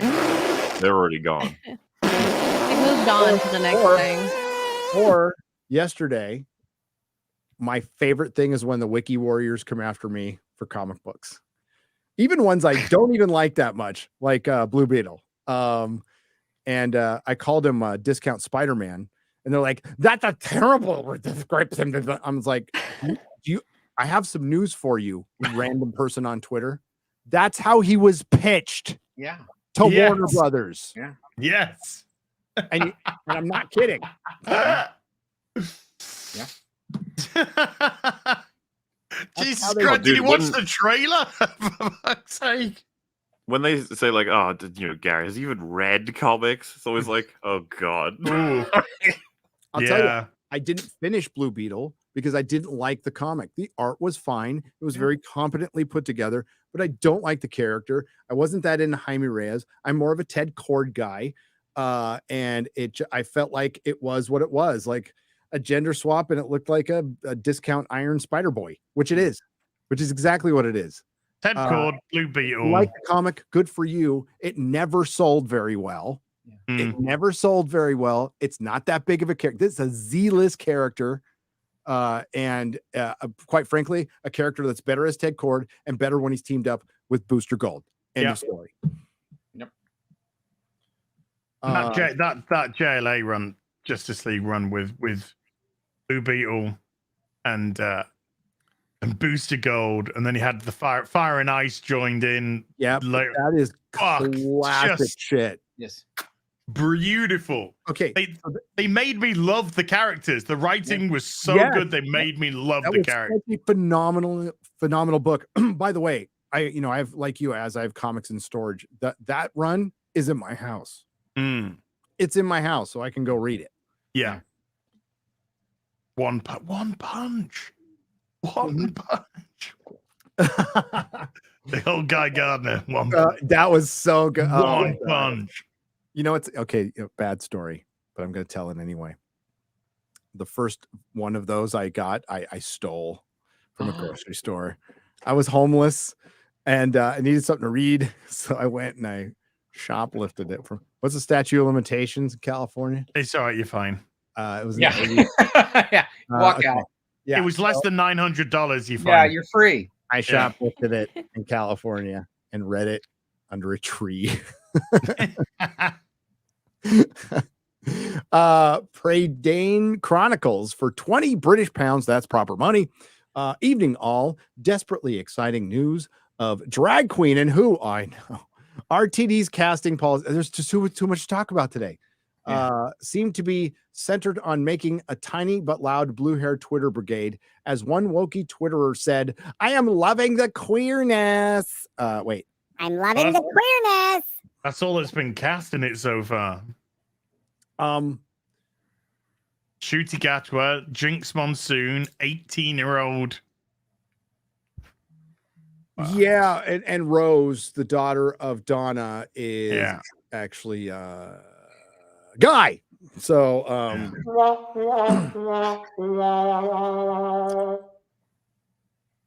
I'll never RTD's era is golden age Doctor Who television. It's great. It will never be equaled, not even by RTD. How did George Lucas do when he went back to the prequels? Love them or not, they weren't as good as the original trilogy. They were missing Gary Kurtz. They were missing Marsha Lucas, some pretty important people. George Lucas was already a fat cat multi-millionaire who, would sit down and direct with a lawn chair. And God bless George Lucas. I still like the guy, but didn't have the fire, didn't have the creative fire in the prequels. Still managed to make something better than Disney Star Wars, which sucks shit. But it wasn't there. You can't go home again creatively when you take that big of a break. Kelly's working all the time. Kelly's like refining his skills, and you could see the artists who fell off and the ones who still got it, man. But I don't think it's gonna help at all. I think Doctor Who is dead. And worst of all, it's under Disney. It's Disney's Doctor Who. I was fine with it being with Sony. I was actually okay with that. But now that it's under Disney's umbrella of garbage, it's been a long time since I've done a Doctor Who video. I'm waiting, but I got one ready. Yeah. I've got one I've been sitting on for like a year. Yeah. Because we were right. Again, it's going to be a year of that. I'm sorry, Doctor Who fans. But the good news is there's 50 years of really good shit. Yeah. They are putting out the classic episodes on Blu-ray, and if you pay an extra few bucks, you get the collector's edition packaging. You can get that if you have an Amazon account. You could just go amazon.co.uk. That's what I do, and I just order them from someplace in the good old UK. Yeah, and I get them like a month later, and they're beautiful. They're gorgeous. They have that shit logo on them, but you can cover it up. There's a way to cover it up, but the discs themselves are art. It is so good. Yeah. Finally got first Doctor one. Got a first Doctor one finally. Neo. I want to say that. I think it's Neo Conqueror. Neo Conqueror. Okay, well the zero threw me off because I'm a little retarded. So on the Streamlab side, circumventing Mama Susan, I had AI write a summary for better Star Wars sequel trilogy. It was way better than what came out Kathleen Kennedy's Craw. Where can I send it? Gary at nerdrotic.com. I'll read it. Mrs. Nerdrotic will read it too because she reads all my email. I'm glad she does. Yeah. Yes. She's just doing it to make sure like no chicks are sliding into my DMs. Let's be real. I'm just kidding. Because they're everywhere with me too, and I have to have the wife check it Gotta all out. fight them off. I'm just fighting. Like, yeah. I give Lynn I give Lynn a baseball bat, and I say, go to town. No, as is the one. Az is getting tit shots every day. Az has harems. Conan game. As if I am, I'm not getting the Az has so many female simps. He really does, MauLer. Az has got female simps. Every time he posts them, they go, "Oh, we love you, Az." So I shouldn't send mine to Az then, right? No. Hey Kelly, I'll look at your tits. Okay. Wow. I I'll look at them. out, you know. I'll send you some feedback. Okay, I want some feedback. Yeah, you will. Wow. Dear Kelly, great rack, Az.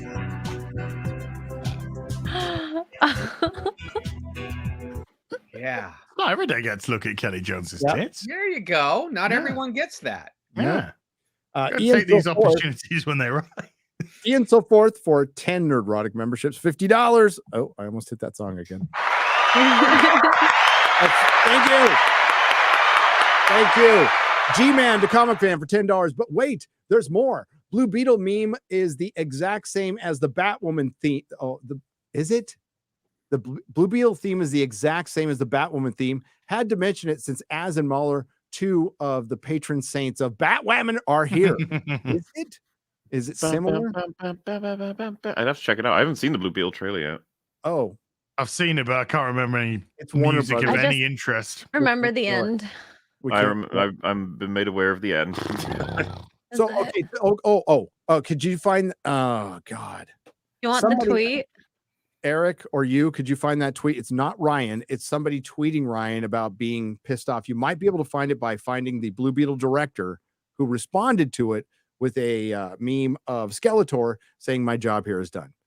And you're looking at Ryan go off. So to give you some context, Ryan Kinnell, my baby boy, was doing Geeks and Gamers Daily and went off on the trailer because at the end they decided to put in George Lopez saying Batman is fascist. Now, I am aware that canonically that character could be like that.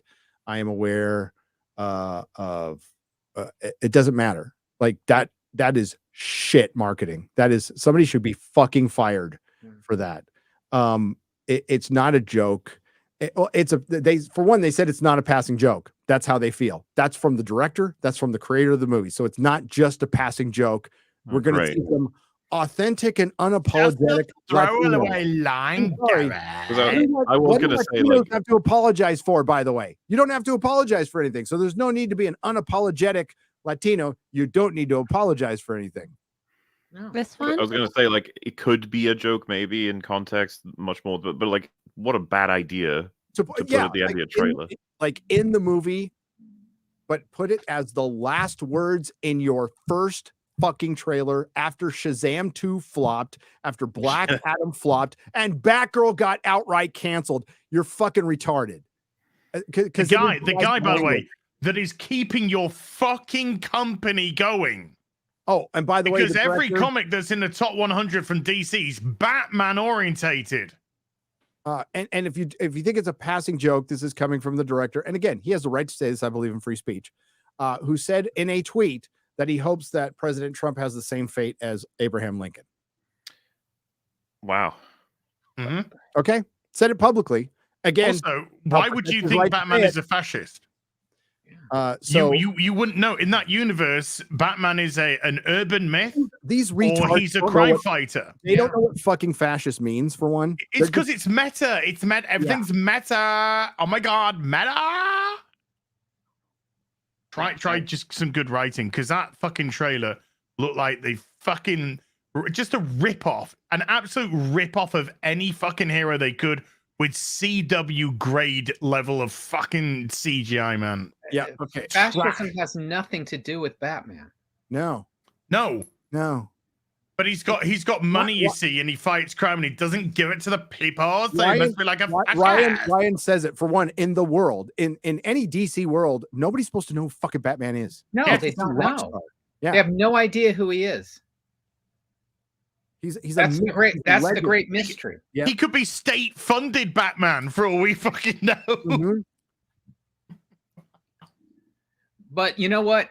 Whenever you come across cynical people, their cynicism is just indicates what they're afraid of. Yep.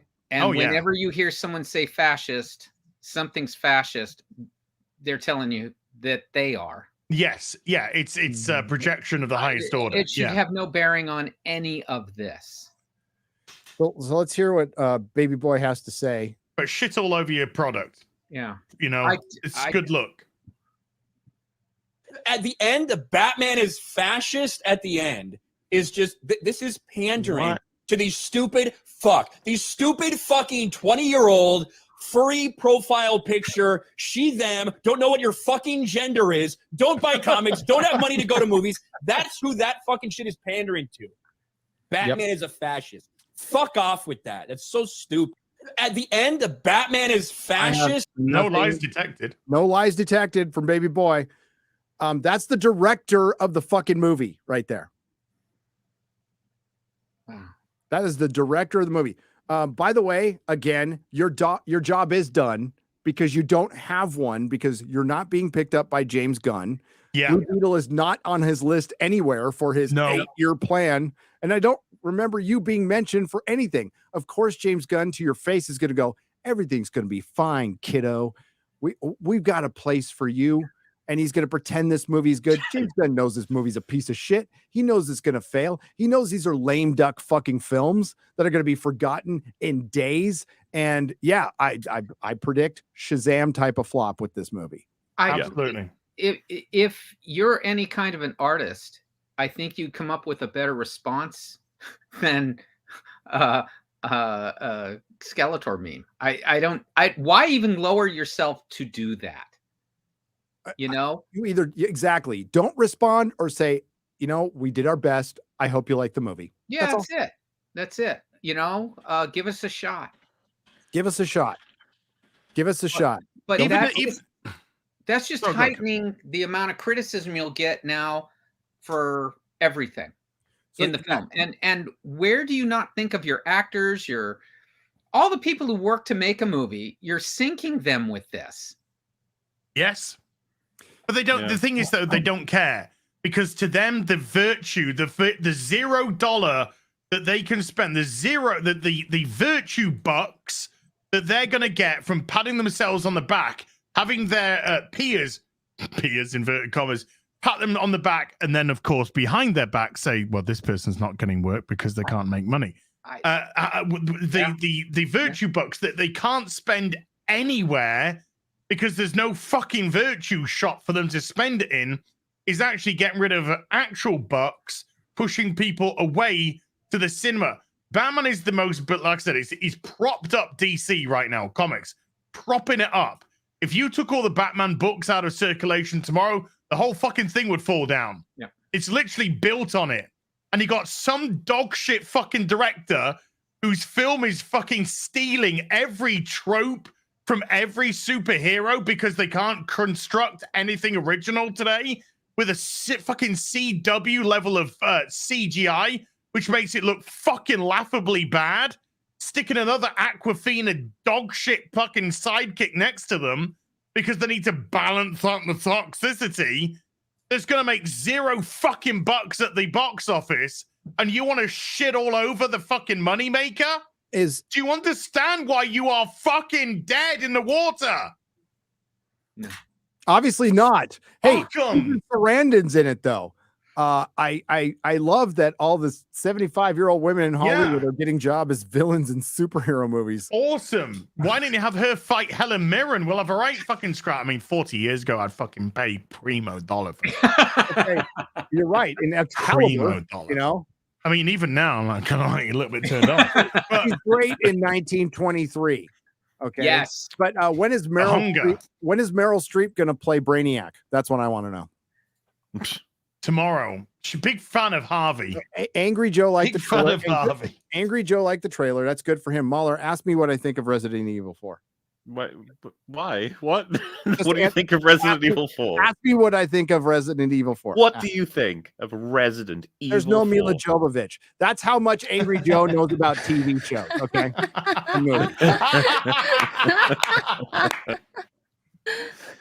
Yeah, his film review. Oh man, I can't stop watching. Oh my god, that's actually I think one of the reasons I stopped watching Angry Joe is just his terrible takes on movie and TV. There's a movie and TV takes are baffling sometimes. I know. There's a movie with Awkwafina in it that I want to see though. Renfield. Wait, what's that? I want to see. Renfield. I want to see that as well. Yeah, it looks pretty good. It could be terrible, but it's got Nicolas Cage. Come on, it's got the Cage playing freaking Dracula. Oh, by the way, the director of Blue Beetle deleted his tweet from 2018 where he wished Minecraft. Yes, but if he's okay to have that out there, and that's what he said, and 5 years later he wants to delete it, I wonder why. Yeah, like stand behind it. For one, you have every right to say it. I believe in free speech. Go for it. You have every right to feel that way, and that. But you put that along with that joke at the end of the trailer, which is throwaway line. Antifa throwaway line. Antifa's a bit divisive in this country, dipshit. It's not just an idea; it's an actual political organization backed by a party. That just magically shows up when they need them to. They're very compliant, anarchist communists. It's bullshit. And then when you go after Ryan, when you make a comment about Ryan, it makes that comment at the end of your trailer 1,000 times worse. Before this, people like Ryan and Jeremy and yours truly. Hey, I'm a Cobra Kai fan. It's got a Cobra Kai kid in it. I guess I'll go see it. I mean, I'm not expecting much. It'll probably suck. But now, fuck it. I don't even care. I might go watch it with my good friend Captain Jack Sparrow. Maybe. I love those movies. Hey, okay. Of course I will. Hi, King Fanor, Alpha Chad of Middle Earth for $5. Gary needs to shout out the Respect for Tolkien crew. That hashtag has been going around a few months now and going strong. So absolutely respect for the hashtag Respect for Tolkien crew. Nothing but respect. The fellowship rules. And remember when Respect the Law was gaslit as racism? Yeah. Seriously? Yeah. Yeah. If you say respect the law, that means you're a racist. Wow. Okay. This is the this is the level of dumb we have to deal with. Wasn't there like objectivity is like white supremacy or something as well? There's all these really weird everything. statements. Fucking Kit Kats are white supremacy. I don't fucking everything is. Oh, now. that one I agree with. Obviously, particularly the white chocolate one. Yeah. Yes. Yeah, I don't like the white chocolate. White people. White people. Alex Galina for $5 says Cameron Pasha seems to think the winds are shifting at Disney. What do you guys think? No, it's a fucking blizzard. No problem with Cameron Pasha, but no. Did you hear the earnings call? I mean, the people are pissed, the fans are pissed, the paying customers are pissed. Disney thinks they're backwards, and Disney equated themselves to the civil rights movement. Fucking hell. Themselves. Disney have trafficked more fucking children than I think half of Far East Asia. So, I mean, Cameron works in the industry, all right, knows people, but I talk to people too. He would know more than I, but just like from what I see with my eyes, because that's the one thing I'm going to trust. I'm not going to listen to what fucking people say. What I judge by the actions of this company, there's no fucking way in hell the winds of change are coming. They're just not. They have to fire people. They need money. They're still going to be woke. Until I see different. And now if I do see different, I'll absolutely say, hey, the winds of change came. Holy shit. We all win. I think even if the winds of change are here, we're not going to see the results of it for another like 5-6 years or something. Yep. By the way, Winds of Change by Scorpions, great tune. Great song. Great tune. God, it was such a good tune. I'd rather listen to that. We'll be all right. Also, I gotta head I'm out. gonna listen. folks. All right, MauLer. Thanks, You buddy. guys take care, okay, with your news and your comics and all that. Pleasure meeting you. Nice Kelley. meeting you, time. MauLer. It was a pleasure. Very glad to share some space with you. Oh, I just love hearing about how things used to be as well. I'm a nostalgia addict, okay? But yeah, always a pleasure, lads. And I'll catch you next time. Bye, Cheers, buddy. MauLer. Bye, MauLer. Cheerio. Everybody, MauLer, go subscribe. One video a year. Thanks, everyone. Hey, see, Kelley, like I'll watch Critical Drinker and MauLer and go, I'll never be that good, but I'm okay with it. Well, you work differently, a different medium in that sense on as they do, a different approach to the medium. So, I mean, I had to recognize I'm not going to be Neil Adams, so You became Kelley Jones. But you're Kelley Jones, though. You Just know. do that. Rooster Cogburn for $4.99 says, Hail, I was offline for a week during vacation and had a great time, but I must say I missed everyone, and it's great to be back with the fellowship. Welcome back, brother. Hope you enjoyed your vacation.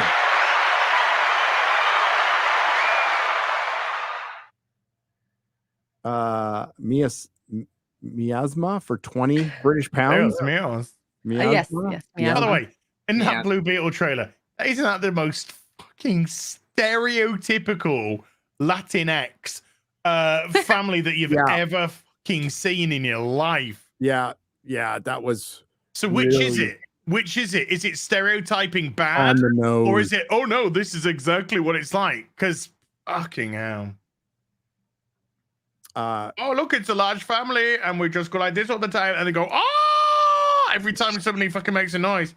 I was like, wait a minute, is the director racist to his own people? I just remember in your video you said making Mexican noises. Like, yes. It kind of sounds like an Asian household too. The way you explained it. Oh no. Here's my BBC direct debit because Auntie Diddler just can't stop. Cheers. Emissarial. Emissarial? I can't read. I'm retarded. I can barely read. I was going to watch a few minutes and move on, but I glued to my screen. This is great. Cheers. Again, counter programming today. I know there's like some big stuff going on. And we're not going to cover it here. Well, it's all fake stuff. This is the real stuff. Yep. That's a big old Real sham BBC. anyway.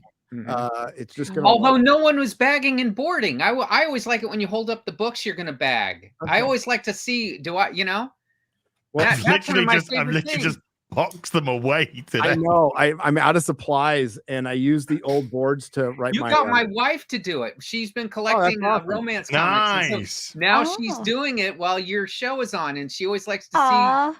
You had the thing of which side of the paper, the rough. or the Yeah.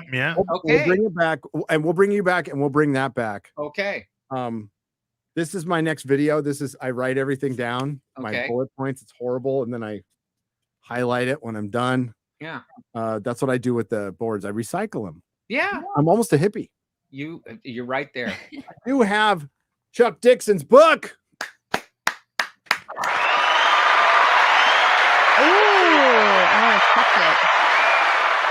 ChuckDixon.com. Get it from fuck Amazon. ChuckDixon.net. .net. Sorry, my bad. Excellent. He is an God, excellent don't yell at writer. me. Okay, shit. Yeah. I think the link is got in. to do I got to do a Catwoman with him. It was great. Ooh. Also got my. Yes, you did. Clock. Is that 604? Sorry, 504? Maybe 504. Batman 504. Okay. Fat Steven Seagal, JFG, for 220 Canadian. Superman, Spider-Man. Oh, I'm Venom. fucking right. I'm fucking right. What? It was Well Batman done. 504. Well done, buddy. He just says Superman, Spider-Man, Venom, Shazam, Shaza Power Rangers. Oh, you're Blue Beetle? Yeah. Blue Beetle, you could do something like fun with it, even with Jaime Reyes. I'm fine. Like I got nothing. I got nothing against him, but I just like it's a very average character. It was a below average sales book. Oh, yeah, that was so good. I know my 90s Batman. You do. You do. You know it better than I do. I can't remember the numbers. Graham said that as well. I was like, you know this shit more than me. Yeah. I lived, but Kelly, sorry to simp on comics, but I fucking lived and breathed these things. You know, they got me through fucking shit. I would travel 30 miles at a weekend. I'd work a job, and that money, I would travel 30 miles at the weekend to go to the comic shop, to use that money I just earned doing a shit job, getting paid shit wages, to buy comics, and then get them home, read them, love them, bag them, board them, put them in the box, and be like, mwah. And then, dude, that was my life for years and years, man. I'm sure it was like you, as like that was all I could afford for a long time. Yeah, me after too. My bills, and my food, me too, and my rent. 10 comics a week. That was and a cable bill that was like basic. That's all I could afford for a long time. And I was cool with it because I had my comic books. No, and actually miss the times of being that excited going to a shop. Yeah. Yeah. I really do, because you know I would be going 30 miles sometimes to pick up one comic. Yeah. What is out this week? It's Shadow of the Bat. That's what's out this week. It doesn't matter. You have to have it. You're lucky that they had it too. So yes, it was worth it. That wasn't even tough to do. Yeah. High King fan or Alpha Chad of Middle Earth for $10 says, when you get to talking about the Rings of Power, don't forget Amazon canceled The Expanse and Carnival Row because Rings of Power was soaking up all the budget. This is true. The show is a disaster, and the High King is loving it. It's not going to make 5 seasons. No. You didn't hear it here first. No. There's no way this is making 5 seasons. They might truncate the seasons. They might do some dilly-dallying. It might make it to 3, but if it's going to be a 2-year break between every season, that means, oh my God, that is 10 years of the Rings of Power. That is a decade. No one's going to invest in that shit. Jennifer Salke won't be there in a decade. Jeff Bezos, who is rumored to return the CEO at Amazon once things clear up, will probably get rid of his vanity project. You just had to lay off a bunch of people, and you're paying $1 billion for a series. Jesus. That's just fucking retarded. Well, it is retarded when the characters have got less fucking personality than a dead goldfish. Yeah, I'd rather have the 12,000 people working in Amazon. That's me. Spending that much money just to call their fans names. Yes. Rick Johnson for $4.99 said, love Howard Chaykin's Star Wars art, abstract and cool. Yep.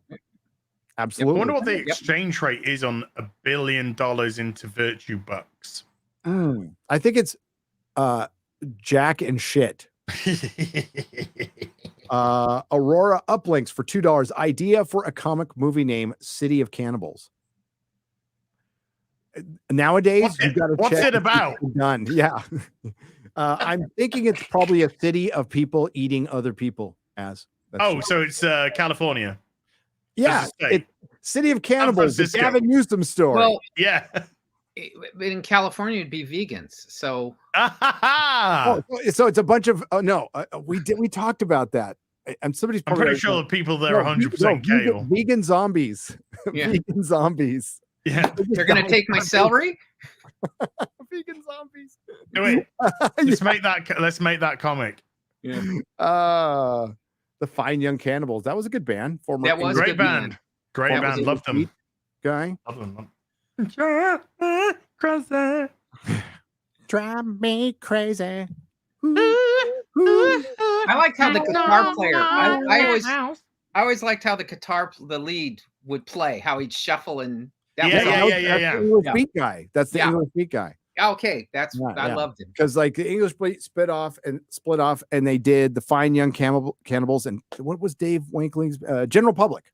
General Public, yeah, with Ranking Roger. Yeah, Extra Girl's taking pictures of a dog. They're so cute. He's so much bigger than JoJo. I can't help it. They're adorable. Length, size. Mojo Jojo. Say hi. Oh, Oh no, you don't. Oh no. Okay, it's okay. Wow. Wow. Somebody's like, no. Even the dog's sick of extra go shit. Right? That's Remember the South Park episode where the boys saw Indy get manhandled by Spielberg and Lucas? What Disney and no Disney movie makes you feel that way? Yeah, I remember the South Park episode with George Lucas and Spielberg raping our child. They're raping Indy. Speaking of that, yeah, my Mandalorian video is going to come out tomorrow. It's too late in the afternoon now. It'll come out tomorrow morning when the Trump stuff is over. When the Trump stuff is over. Oh, what do you got there? Are you bringing me in? Oh, that looks great. Oh. I'm just kidding. It's my rice cakes and berries. Whatever. He sounds like Ada Wong. I love you. Rice cakes and berries. Yeah, my Vegas diet. I can't wait to have. Can't wait to have fucking tacos, man. Pineapple pizza. Pineapple pizza, tacos. I'm gonna eat it all. I'm going to fucking White Castle too. I hope Disney produces it. So Aurora uplinks for $5. I hope Disney produces it and people see it. Wrote short film called A Red Light, a war story about trauma. Also Marvel film script Winter. Okay. Aurora uplinks. Trivia. B-29 that dropped Fat Man was Bob's car. Huh? What was the name of the B-29? I thought it was Fat Man and Enola Gay. Enola Gay. Yeah. Enola Gay, yeah. I'm missing something there. It must be a joke that I must have missed. Giant the World Ender for $5. Gary, I'm glad to see you've learned your lesson. No way these recent guests don't have the hour it'd take to pull out their meat. That was going to be my crescendo, and now he stepped on the ruined it. Oh, now I can't do it. I was all ready. I've been working out all week for that. Now you just got to get your tits out. Oh. Yeah. Just saw the trailer for the Blue Beetle. The reactors told George Lopez to shut up at the end and talk about what they didn't like, the dialogue in it. Also, they thought Snyder Cut was okay, says Julian C21 for $10. Yeah, I did think the Snyder Cut was okay, and I just can't be bothered about the Blue Beetle. Yeah. When they fired Henry Cavill for a superhero movie, am I supposed to get excited for Miguel from fucking Cobra Kai as Blue Beetle? No. Well, the golden age of these movies is over, and they don't know it yet. No.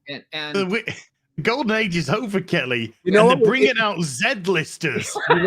You know what'd be more interesting is if you did a golden age fucking Blue Beetle. Yes. Okay. I have been thinking the way to redo it was to go back into other times, other decades to do this. Yes. Period pieces. You could have tons of fun with that. I'd love Batman in the 1940s would be great. Oh, there is a book that was would be great for Batman in Victorian. Illegally published. Yes. There's a book that was illegally published that is basically Batman in the 30s. Yeah, that'd be great. Yeah, it's fucking fantastic. I would watch the shit out of that movie. Hell yeah. And he's doing a Metropolis next. And you don't have to reboot or redo or it's just it kind of like Elseworlds, you know. Hey, I've been big on turning him into a vampire in a film, but that ain't gonna happen. I'd love to see Batman versus Dracula Red Rain movie. Holy shit. So would I. I'd watch the shit out of that, man. Cheers to the king. Just don't drink a Bud Light. No danger of me drinking. I didn't drink that shit when I did drink. Yeah. You guys see the new packaging? Justin G for $19.99. I thought it was a fucking April Fool's. I'm personally not into speaking that person's name. I think people give him too much attention. I'm tired of fucking seeing him, this asshole on my timeline. I'm done. It's just so amusing seeing a blatant grifter who has spent the last 6 years trying to get famous has found a niche to do it in, and corporates are just like, where do you want us to sign? It just shows the dumbness of corporation.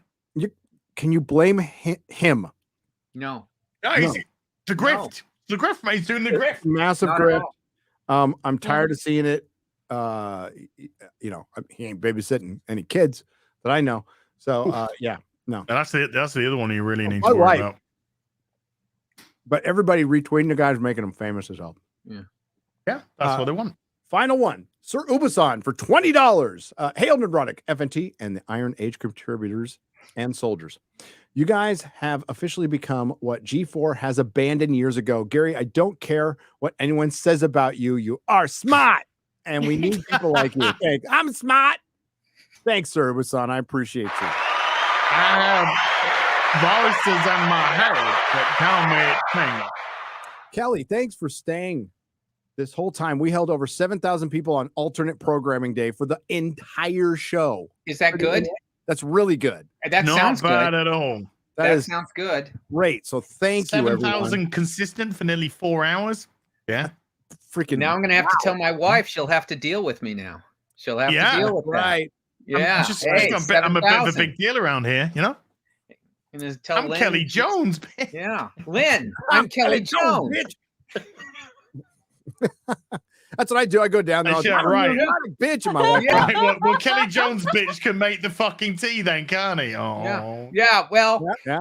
I would be lucky if that's all I had to do. Yeah, right. Okay, Mr. Artist Man, you can still take the trash out. Yeah. She always threatens me. She goes, "I'll let me get on a channel and tell them everything." Yeah. Oh, hot damn. Yeah. So Right. I just shut up. So thanks for being on. It was a blast, guys. It was an absolute blast. So can you talk about the project you got coming up with? You know what? I can tell you now. Again, it's with Matt Wagner. It's horror. It's the first of 4, but they're all their own stories. They're not like you have to buy everything. It's a graphic novel, so it's over 100 pages. About a month, they're gonna formally announce it, and then Awesome. I'm gonna show stuff, and I think I've been served wonderfully by all the people that I brought on. Matt, I think, has written something brilliant, and I think it's genuinely, authentically cool. I'm not going to say it's my best work. I'm going to say it's the work that I am. It's like, I hate that when someone says that. I'm as satisfied with it as I was when I finished Dead Man or Red Rain or Batman or something. I have that level of satisfaction where I go, awesome. I've done all I can do. I don't want to fix it any tweak. There's no. We'll have to get you back when it comes out, when it goes up. We'll have to get you back on. I will love to. Absolutely. We're looking forward to it. Okay. Looking forward to it. Az, what you got coming up, buddy? I just want to say that today's been another tick box on the bucket list. It's been incredible. I honestly, Kelley, you got again. I just have no idea. It's like I've had Graham Nolan, I've Chuck Dixon, I've got the great Kelley Jones. Obviously, can't have wonderful people like Denny O'Neil and Jim Aparo, Norm Brayfogle, and Alan Grant and Alan Grant as well. Yeah. But to have people on which cemented my love, and it was your work. It was it's Chuck's writing, Graham's art, your art. It was your work that kept me captivated in funny books.